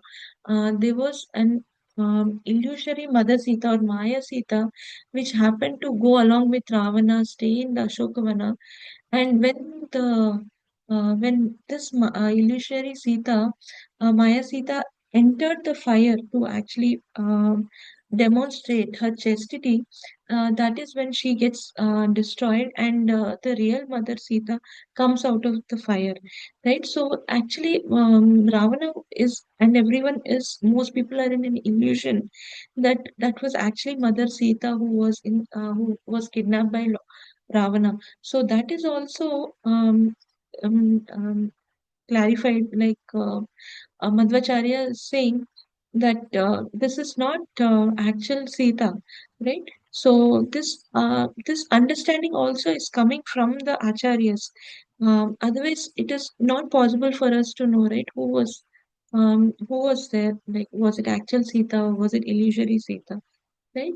And towards the end, Srila Prabhupada is saying, however powerful a woman might be, she should always be protected, and otherwise she will be exploited by Rakshasas like Ravana. Valmiki Ramayana mentions that Mother Sita was very, very powerful. Actually, um, in one sense, Mother Sita was herself very, very capable, that she can she can herself kill Ravana. Actually, she was as very powerful. But again, to set an example, Mother Sita, she does not she does not try to protect herself, and she tells Hanuman specifically that we don't want to kill Ravana. Hanuman asks, "Do you want me to kill Ravana and take you from here?" Then she says, "No, we should not kill Ravana. Let the Lord come. Let Lord Ramachandra come. Let him kill Ravana and take me from here." That is how that is how we can glorify the Lord. Always, as practicing devotees, our activities should be in line not to glorify ourselves, showcase our abilities, showcase our skills, right? Our activities should be to glorify our Siksha Guru, glorify our spiritual mentor, glorify our spiritual master, glorify Srila Prabhupada, glorify the devotees of the Lord, glorify the Supreme Lord. Our activities should be in line with that. Though we ourselves might be very capable, we might have those skills, God given skills, undoubtedly. So we might have those skills, we might have those qualities, but our endeavor should be to glorify the devotees of the Lord, the spiritual master. It should not be for our glorification. Right? So Mother Sita and Hanuman, they very nicely demonstrate that they are themselves very much capable to kill Lord Ravana. Undoubtedly, they are very powerful, very capable. What Hanuman does in Lanka, just as one being, right? He was all alone. What he does, and the kind of demons he kills before he meets Ravana, or to get a meeting with Ravana, they were very powerful demons. They were undoubtedly very powerful demons, and those were the demons that actually he kills.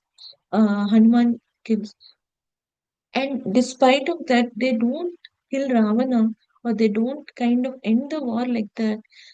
They actually wait for Lord Rama to come and kill him so that Lord Rama is glorified. Right? That is the kind of mood one should carry as to who should be glorified by our deeds, by whatever we do, the services we do, the endeavors we do. Who should be glorified? Should it be for us, or should it be for our spiritual mentor, spiritual master, the devotees of the Lord and Krishna? Right? So but Mother Sita is again setting here example. She's though she's most powerful, she's setting an example that women, however powerful might be, need protection. And also, it is mentioned that Mother Sita was protected by her father, King Janaka, till she was married. So this is typically how a woman should be protected till marriage, protected by father, right? And after marriage, protected by the husband. Um, Here, Srila Prabhupada says that women should never be independent, because definitely there are people like Ravanas who can actually harm, right? And women cannot protect themselves independently, so they should be under the protection of either the father or the husband. After the husband leaves, even in the example of Kapila Muni and Devahuti, we see that after um, Kapalamuni's father leaves, he actually is protecting his mother, right? Devahuti. So it is important for women to stay protected, um, either by the father, husband, or the son, right? So this is again, as we said, a form of example or learning. Mm, Next verse.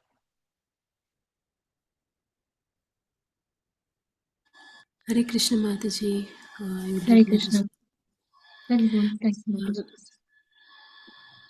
दग्ध्वात्मकृत्य हतकृत्यमहन्कबन्धं सख्यं विधाय कपिभिर्दयिता गतिं थै बुद्ध्वा तवालिनिहते प्लवगेन्द्रसैन्यैर्वेलाम् आगत्समनुजोज भवार्चिताङ्घ्रिः. Translation, can Mm. you scroll? Translation. Lord Ramachandra, whose lotus feet are worshipped by Lord Brahma and Lord Shiva, had assumed the form of a human being. Thus he performed the funeral ceremony of Jatayu, who was killed by Ravana. The Lord then killed the demon named Kabanda, and after making friends with the monkey chiefs, killing Vali, and arranging for the deliverance of Mother Sita, he went to the beach of the ocean. Purport. When Ravana kidnapped Sita, he was obstructed on the way by Jatayu, a large bird, but the powerful Ravana defeated Jatayu in the fight and cut his wing. When Ramachandra was searching for Sita, he found Jatayu almost dead and was informed that Sita had been carried off by Ravana. When Jatayu died, Lord Ramachandra did the duty of a son by performing the funeral ceremony. And then he made friends with monkeys to deliver Sita Devi. Hare Krishna. Thank you, Mataji. Thank you, Mataji. So, Sukhdev Goswami is saying, such are the glories of the Supreme Lord that his lotus feet are being worshipped by Lord Brahman, Lord Shiva. Right? Such glorious Lord Ramachandra, he assumed the human form, and then what happens is while Ravana took the Maya Sita, and the Lord is searching for Mother Sita. And as he is searching, he actually happens to meet Jatayu, who was almost like he was so very badly wounded that he is about to leave his body, right? So that is the time he happens to meet Jatayu, and Jatayu tells him like what he has seen, how he has seen that Ravana has taken Mother Sita on the Pushpak Vimana on the airplane, and then how he had actually tried to stop him because he tries his best to stop Ravana, and Ravana being very powerful, he actually hurts Jatayu to a point that Jatayu is unable to survive. And at that point, after letting Lord Rama know about his encounter with Ravana and how he was carrying away Mother Sita, Jatayu leaves his body. The most merciful Lord actually uh, does the funeral ceremony for Jatayu, right? So, for him, the Lord of the universe, uh, for him, it is actually two things we have to understand. One is how merciful he is to actually um, to actually do funeral for Jatayu for the service he has done to Lord Rama. He has tried his best to stop Ravana. He has conveyed to Lord Rama what has happened, what he saw.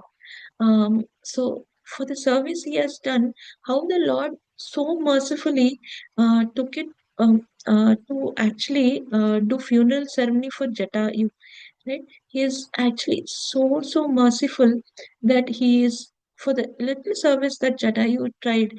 He surely he could not stop Ravana. Surely he could not protect Mother Sita. But with his abilities, whatever little service he did, Lord Rama reciprocates by actually performing funeral for him. So that is how merciful the Lord is. And also for the Lord of the universe, he is again setting an example as to how we have to perform the funerals ceremonies and how we have to kind of um, respond to in situations like this when there is death, right? And this wonderful Lord actually also uh, killed a demon called Kabanda, and he in search of Mother Sita, he actually goes to a place, right? And he actually meets, goes to Kishkinda, Rishimukh Parvat, and then he meets Vali, Sugriva, and he kills Vali for Sugriva in order to protect Sugriva. and he is trying to find out the whereabouts of Mother Sita, and then finally he goes to the um, ocean, right? Because it now from what was told by Hanuman, Lord Rama comes to know Mother Sita is in Lanka on the other side of the ocean. So now Lord Rama is actually come to the ocean. Okay, yeah. Next verse.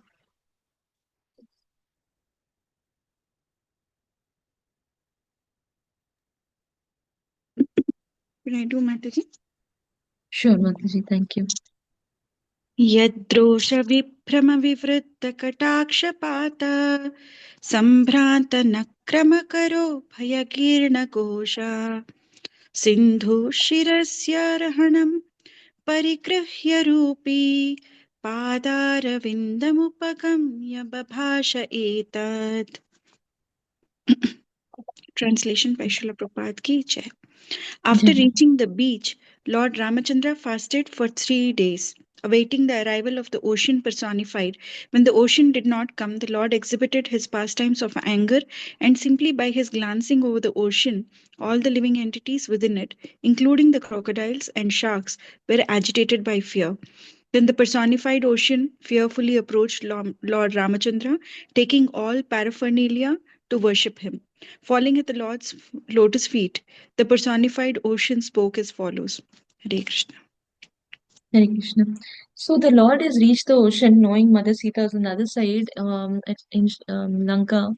So, and the Lord reaches the ocean. He's fasting for 3 days, and he's expecting the ocean personified to come over and kind of support him in his endeavor to go to Lanka, right? And but that does not happen, and then the Lord gets angry. He with lot of anger when he looks at the ocean. Then all the creatures in the ocean could actually sense the anger of the Lord, right? They all got fearful because that was the anger of the Lord. So it actually made them very fearful. That is when the ocean personified realizes, and taking all the paraphernalia, the ocean personified worships the Lord and falls at the lotus feet of the Lord and says the following. So what happens is that sometimes when one is not as intelligent, one will not be able to identify things they are, right? So if someone is in the army, we see that they have different badges corresponding to their rank. But if a commoner sees them, he will not understand who is a colonel, who is a major, right? Who is a lieutenant colonel. But someone knowledgeable, by just looking at the uniform, can say, okay, this is the rank of this person in the army, right? So similarly, what happens with the ocean was, he could not understand that the Supreme Lord himself had come, and so initially he was not responding, or he does not come, right? And he that is what he makes a mention in the next verse. Yeah, next verse.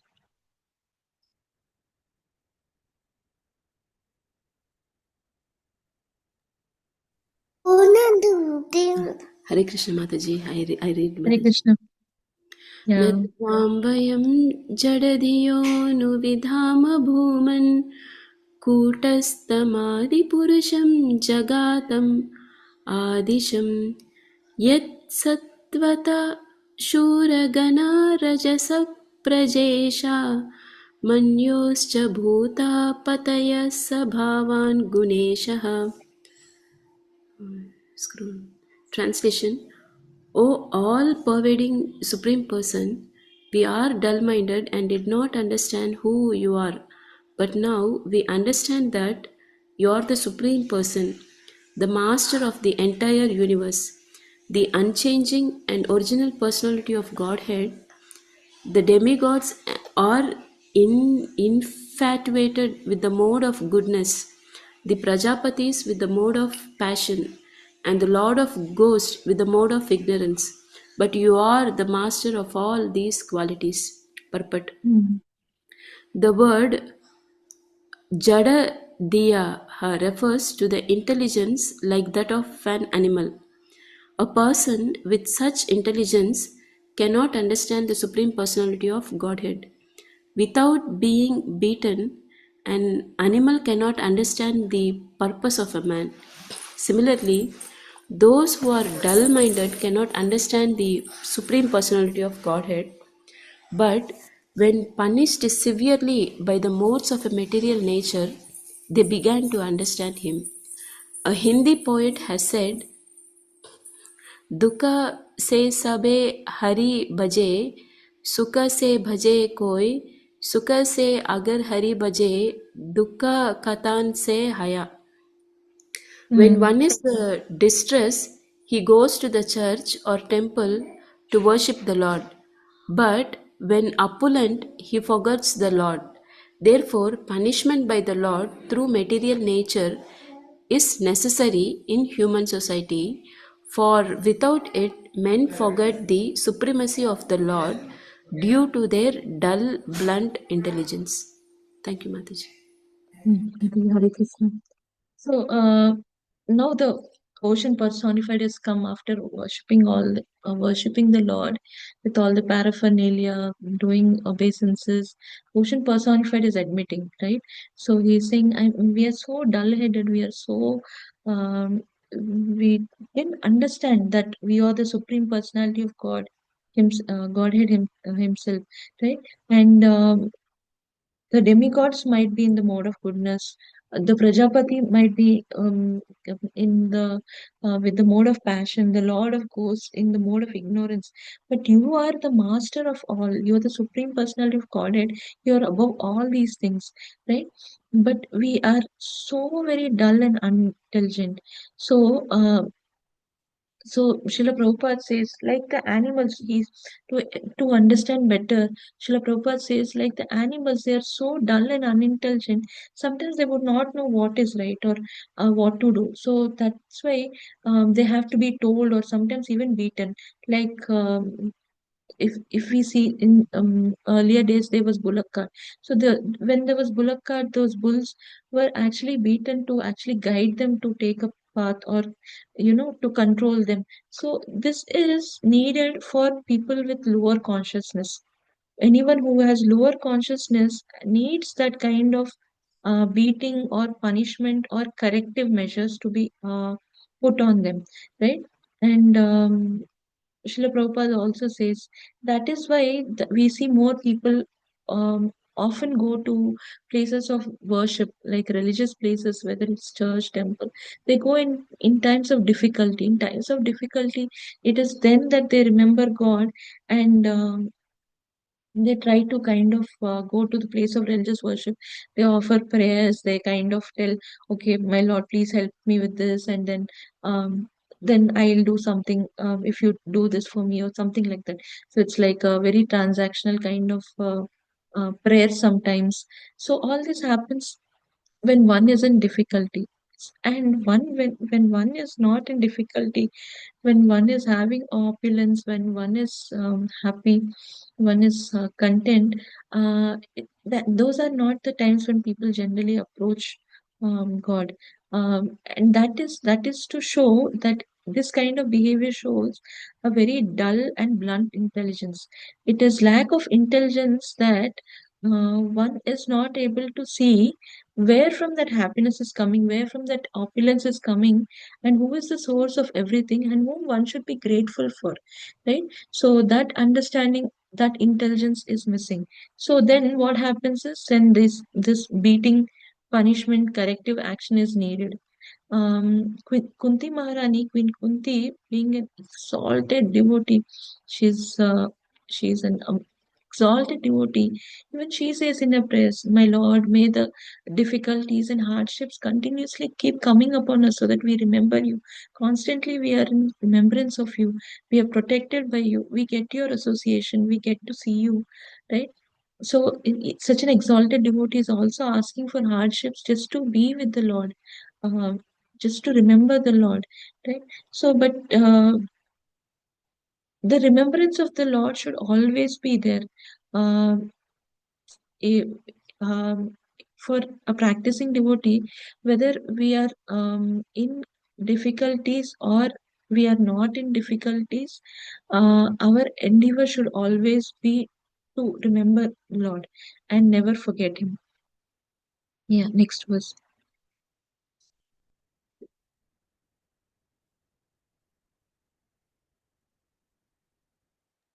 Can I do Mataji?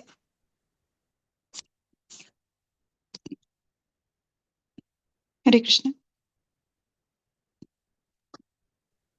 Yeah, go ahead, Mataji. I think her Yours is red frozen. stuck. Yeah. I was thinking mine is frozen, so I got confused. Okay. Kamam prayahi jahi vishravaso vameham त्रैलोक्य रावणमवाप्नुहि वीरपत्नीं बध्नीः सेतुमिहते यशसो वितत्यै गायन्ति दिग्विजयिनो यमुपेत्य भूपा.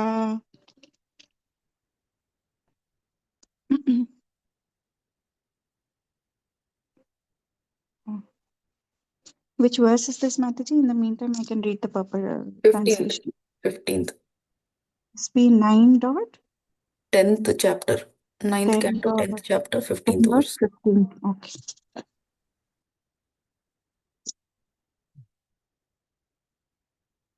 Translation and purport by Srila Prabhupada Ki Jai. My lord, you may use my water as you like. Indeed, you may cross it and go to the abode of Ravana, who is the great source of disturbance and crying for the three worlds. He is the son of Vishrava, but is condemned like urine. Please go kill him and thus regain your wife, Sita Devi. O great hero, although my water presents no impediment to your going to Lanka, please construct a bridge over it to spread your transcendental fame. Upon seeing this wonderfully uncommon deed of your lordship, all the great heroes and kings in the future will glorify you. Purport. Purport. It is said that a sun and urine emanate from the same source, the genitals. When a son is a devotee or a great learned person, the seminal discharge for begetting a son is successful. But if the son is unqualified and brings no glory to his family, he is no better than urine. Here, Ravana is compared to urine because he was a cause of disturbances to the three worlds. Thus, the ocean personified wanted him killed by Lord Ramachandra. One feature of the Supreme Personality of Godhead, Lord Ramachandra, is omnipotence. The Lord can act without regard to material impediments or inconveniences, but to prove that he is the Supreme Personality of Godhead and was not merely advertised as Godhead or elected by popular vote, he constructed a wonderful bridge over the ocean. Nowadays, it has become fashionable to create some artificial god who performs no uncommon activities. A little magic will bewilder a foolish person into selecting an artificial god because he does not understand how powerful God is. Lord Ramachandra, however, constructed a bridge over the water with stone by making the stone float. This is proof of God's uncommonly wonderful power. Why should someone be accepted as God without displaying extraordinary potency by doing something never to be done by any common man? We accept Lord Ramachandra as the Supreme Personality of Godhead because he constructed this bridge. And we accept Lord Krishna as the Supreme Personality of Godhead because he lifted Govardhan Hill when he was only 7 years old. We should not accept any rascal as God or an incarnation of God, for God displays special features in his various activities. Therefore, the Lord himself says in Bhagavad Gita 4.9, Janma karma cha me divyam evam yo vetti tattvataha tyaktva deham punarjanma naiti mameti sorjuna. One who knows the transcendental nature of my appearance and activities does not, upon leaving the body, take his birth again in this material world, but attains my eternal abode, O Arjuna. The activities of the Lord are not common, they are all transcendently wonderful and not able to be performed by any other living being. The symptoms of the Lord's activities are all mentioned in the Shastras, and after one understands them, one can accept the Lord as he is. Hare Krishna. Hari Bol. Hare Thank you. Krishna. Thank you, Mataji. Sorry, So, Mataji, your screen was frozen, so I just continued, Mataji. yeah, actually, there was some signal issue, Mataji. There was no internet. Yeah, Thank you so much. thank you. Yeah. So, so then, after realizing that he's the he's the Supreme Lord himself, the ocean personified is now actually uh, saying to the Lord, right? that you can use my water as you like, whatever you want to do, however you want to cross it and go to Lanka, you can do it. Because the ocean personified is also very much disturbed by the activities of Ravana. And in this verse, um, Ravana is actually two things are being said about Ravana. One is he's son of Vishava, and then but he's condemned like urine. So Vishava was a glorious, very glorious Brahmana, and Ravana was a Brahmana from his father's lineage, and from his mother's lineage, he is a Rakshasa. Actually, he was very well versed in the Shastras and very educated. And in spite of that, the activities he did were actually making him to be compared like urine, right? So anyone who does not, any son who does not do activities which are glorious, which bring fame parents to the lineage to which are in accordance uh, with with what he should do according to the scriptural injunctions. Such a person actually is considered as urine, right? And so the ocean is calling Ravana as urine because of his activities. And then the ocean saying, though you need not build any bridge, my lord, you can just cross. You're the most powerful, and nothing can stop you. Like nothing can stop you. No kind of material impediments or obstacles can stop you from going to Lanka and bringing Mother Sita back. But in spite of that, you might choose to build a bridge so that the coming generations and uh, and all the others, they will know how wonderful you are, right? It adds to transcendental fame. So it is possible for people to know about you when you build this bridge, right?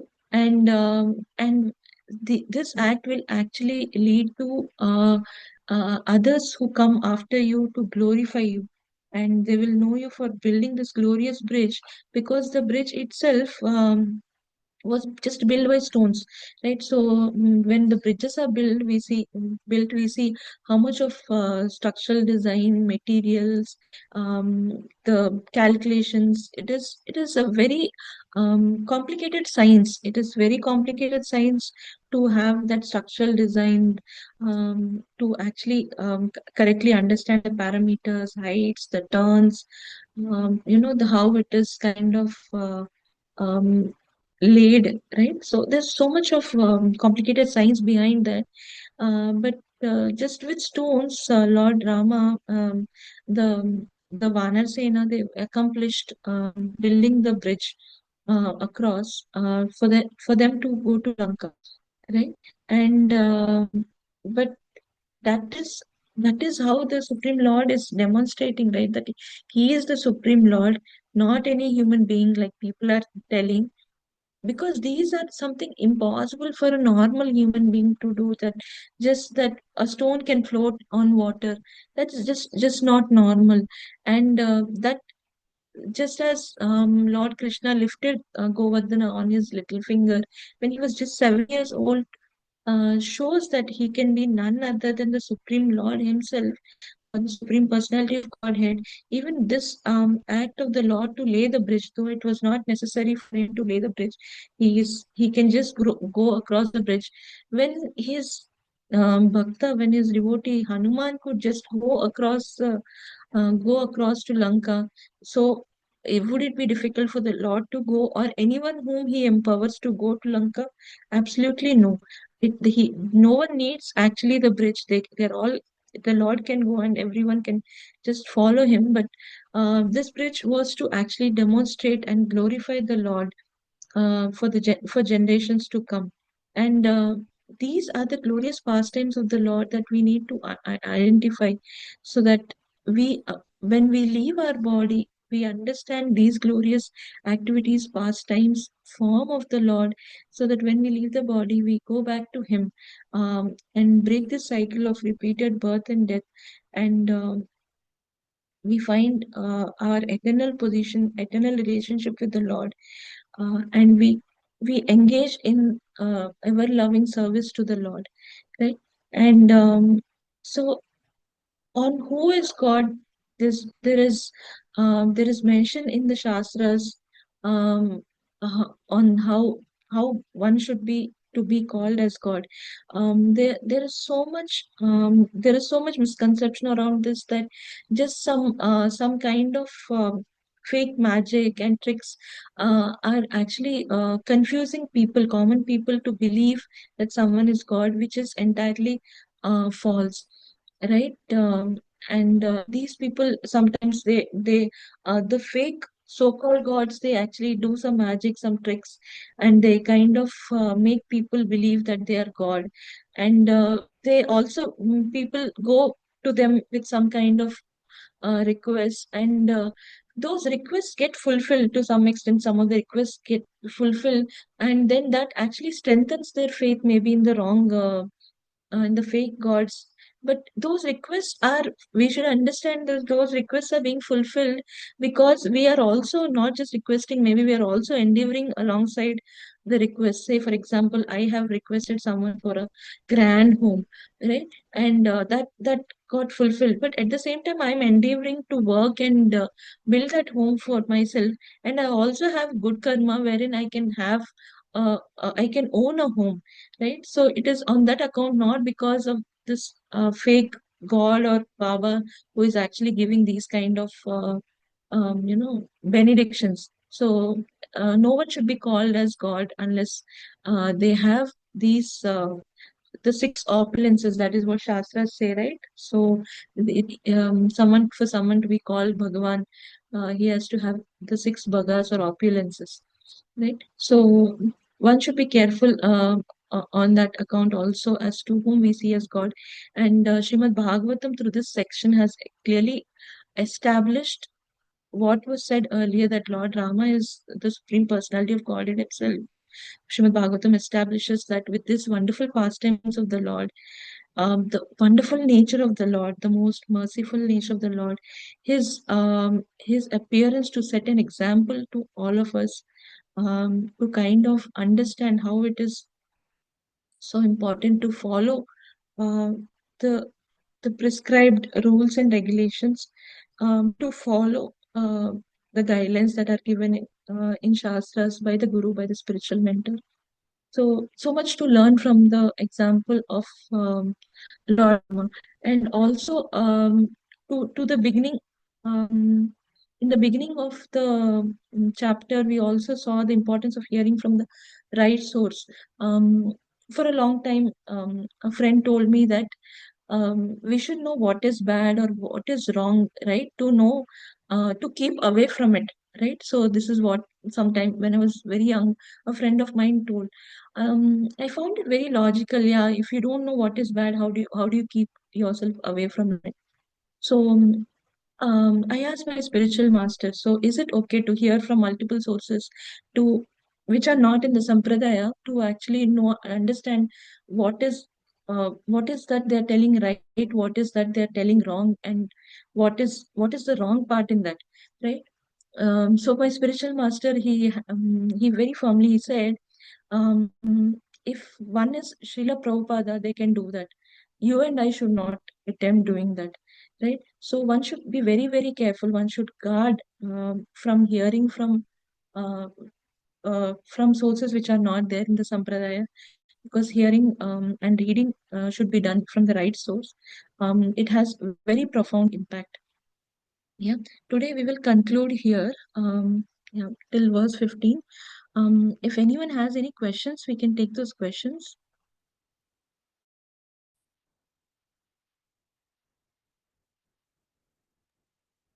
I don't have a question, Mataji, but I really liked your discourse and your explanations today. It was very wonderful because Rama is like all pleasing personality, and you have actually given us that pleasure of hearing so much about Ramayana. Many new things also I learned from you today. Thank you so much.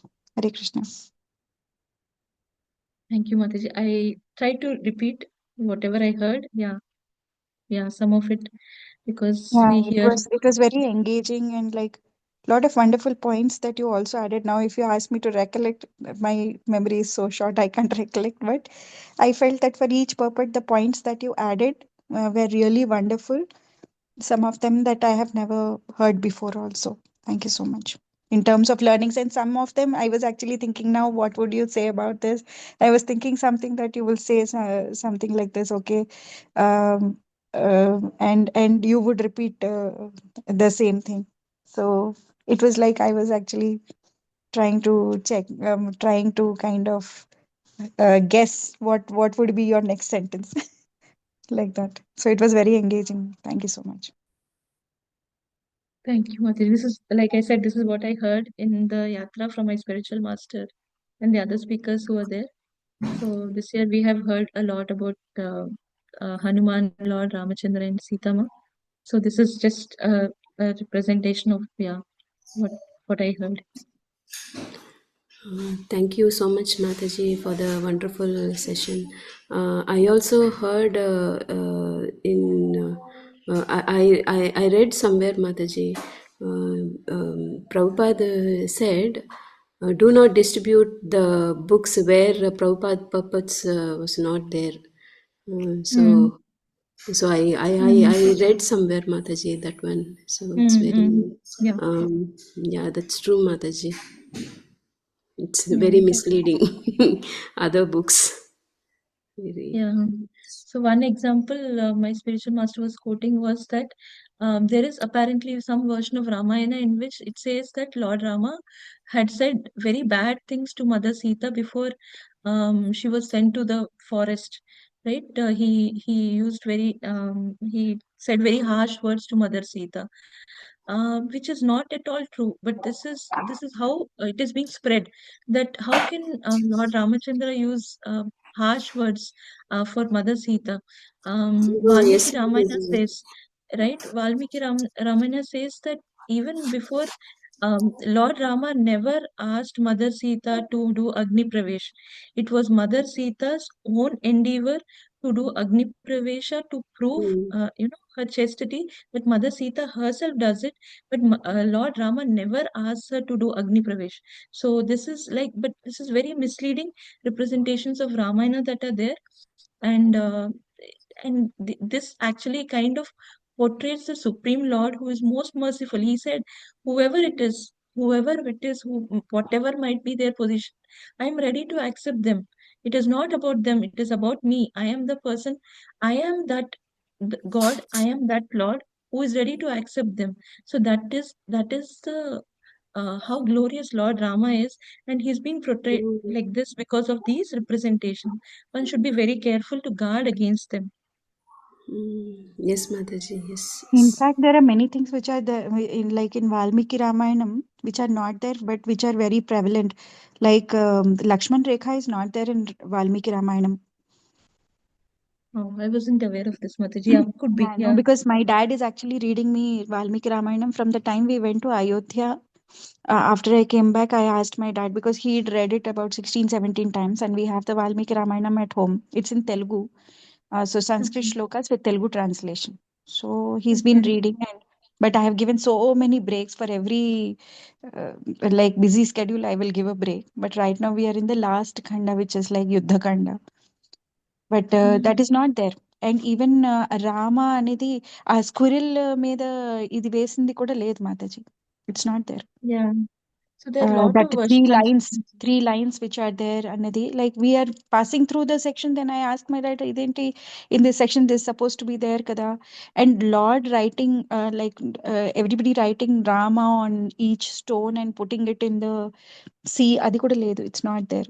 Nala was actually the one who has built the bridge.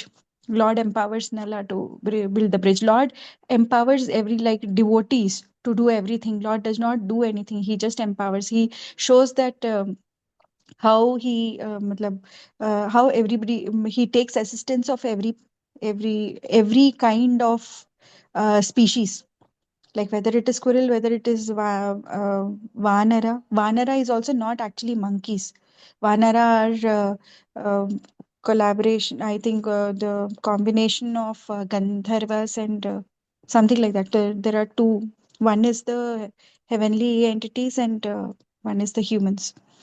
Atlaga. So it's not Yeah. monkeys actually. What we think Vanara is monkey అని అట్లా Yeah. కాదు. ఇట్లాగా Right. చాలా ఉన్నాయి రామాయణంలో, which is Valmiki రామాయణంలో. That's why. And Valmiki Ramayanam starting లోనే నారద మునితో when the samvad is happening, Narada muni tells Valmiki that you will write the 100% truth. Whatever you write will be the 100% truth, because Narad Muni gives him that Divya Chakshu to, because Ramayana is actually happening while Valmiki is present. Some part of it has already happened, some part of it is happening while he is there. So he gets the Divya Chakshu, and whatever he sees with that Divya Chakshu only, he will write everything. And whatever is not in Ramayana is not something that Valmiki has seen. So, and if Valmiki has not seen, he's been empowered to see all the truth. So then everything else is actually there is mixture. Whether that is like Acharyas write in ecstasy, some things which are not written in Bhagavatam. So I don't know. I need to get a clarification on that from Shubhu Vilas Prabhu or somebody. That like Tulsidas has written about Lakshman Rekha and stuff like that, kada. So whether that is in ecstasy, they get the vision of writing, or should we consider it as interpretation and concoction? We don't know that. So I need to check. Yeah. That I did not understand, because when our acharyas are writing something, we take it as absolute. But if somebody else is writing, do we need to take it as absolute, or do we need to, how do we take this change? Now we need to find out. Hare Krishna. Thank you so much. So on Tulsidas version of Ramayana, it is Prabhupada had said, Mataji, that we are not following Tulsidas version because it has impersonal conception of the Lord in various sections. So I that is why. haven't read Tulsidas, so I actually don't know also. But I wanted to read Valmiki because that is the original version. So anytime if we read the original, we'll actually get like what exactly was written in the original. I wanted to know that what Valmiki had written about. After Ayodhya, I was like little inspired to hear. Yeah. Nice, Mataji. Yeah. Thank you much. Hare Krishna. Hare Krishna. Any questions, Mataji and Prabhuji? Questions? Anything you want to say?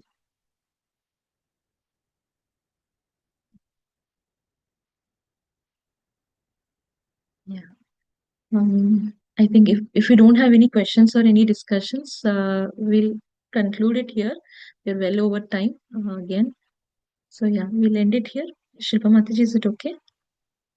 Yes, Mataji. Thank you so much. Yeah. Panchakalpatarubhyascha kripa sindhubhyev cha patitanam pavanebhyo vaishnavebhyo namo namaha. Srila Prabhupada ki jai, Srila Gurudev Jai ki jai, Vaishnava Jai. Vrinda ki jai. Hare Krishna. Thank you so much, Mataji and Prabhuji. Hare Krishna. Hare Krishna.